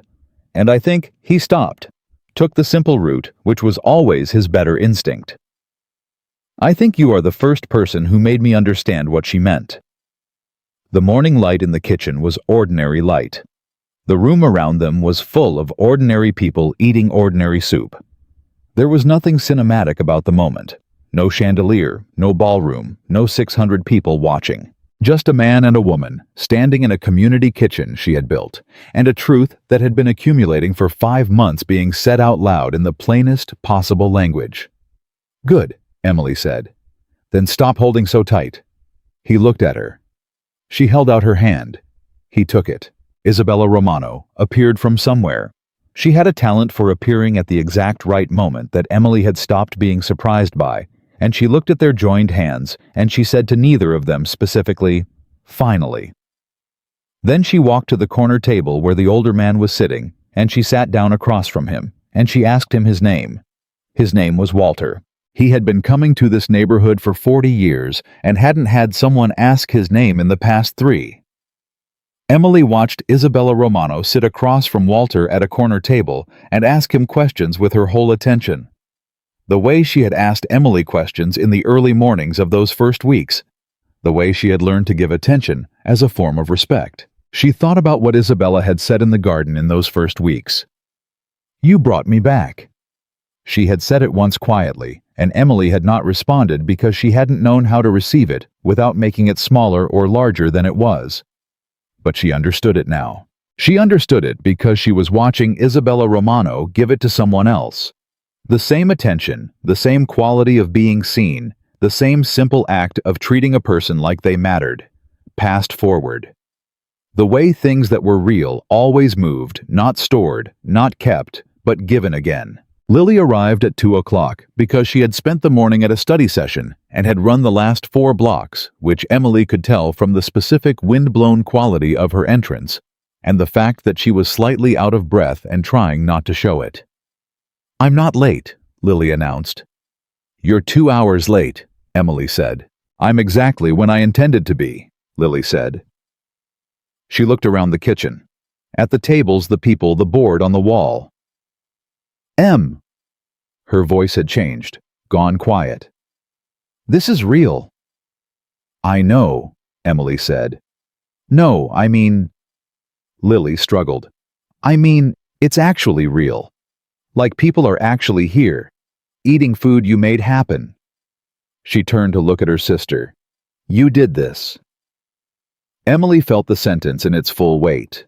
She thought about a ballroom and a raised hand and a cold night outside a loading dock and a phone call to a 16-year-old. She thought about a cream-colored envelope and coffee on a kitchen floor and a garden in February and a private number leaked by a frightened young man with a debt. She thought about Victor and Thomas and Carla and a man who had said, "I'm asking," and waited for her answer. She thought about the fact that none of it had been planned. That every single thing that mattered had come from the same place, from a refusal to stand still when standing still was the easiest option. From the stubborn, unchosen, entirely human insistence on moving toward the thing that needed moving toward regardless of calculation. "Not just me," Emily said. Lily looked at Alexander, who was now talking to the nonprofit director in the corner. She looked at Isabella, who was still deep in conversation with Walter. Both of them apparently having found a topic Emily would find out later. It was the Red Sox, specifically the 1986 season, about which Walter had extremely specific and detailed opinions that they were not going to exhaust soon. "Okay," Lily said. "Not just you." She paused. "But mostly you." Emily put her arm around her sister's shoulders. "Go help at the counter," she said. "They could use another person." Lily went. Emily stood for a moment in the middle of the kitchen she had built. She looked at the room, at Walter and Isabella, at Lily already introducing herself to a volunteer at Alexander, listening carefully to someone he'd just met, at the families at the tables and the coffee urn and the board on the wall where someone had already posted a notice about a local music class for seniors. She thought about a hotel ballroom in October. She thought about a moment when a hand was raised and everyone in the room made a calculation and looked away. She had not calculated. She had just moved. And that single unchosen movement, that one refusal to stand still, had set in motion everything that followed. The cream-colored envelope, the breakfast table, the garden, the Italian phrase that meant the table is set and dinner is ready, the statement released with a face and a name attached. The market on Columbus Avenue and the pasta vendor who remembered. The filing, the withdrawal, the end of a man's ability to threaten the people she loved. The kitchen, the rosemary in the garden planted and growing. The scholarship, the hand she was now holding. None of it had been in her plan. She had not had a plan. She had only had a principle, the same one she'd been living by since she was 19 years old, and her parents were gone, and Lily needed her, and the world had presented her with the arithmetic of what it cost to stay. She had stayed. She had always stayed. And the woman who had walked into a Boston ballroom carrying a tray invisible by design, counting the tips that would pay for another 2 weeks of borrowed time, had walked out of that same ballroom as someone who had changed the course of 3 lives, including her own. Not through power or position, or any of the currencies that room had been built to honor, but through the oldest and most underestimated force available to any human being on Earth. The courage to move when everyone else stays still. That was what she was. That was what she had always been. And the life she stood in now, the kitchen, the sister, the man in the corner, the woman at the table learning a stranger's name, was the life that had always been waiting on the other side of that one irreducible truth. You show up, you move, you stay, and the world, it turns out, reorganizes itself around people like that.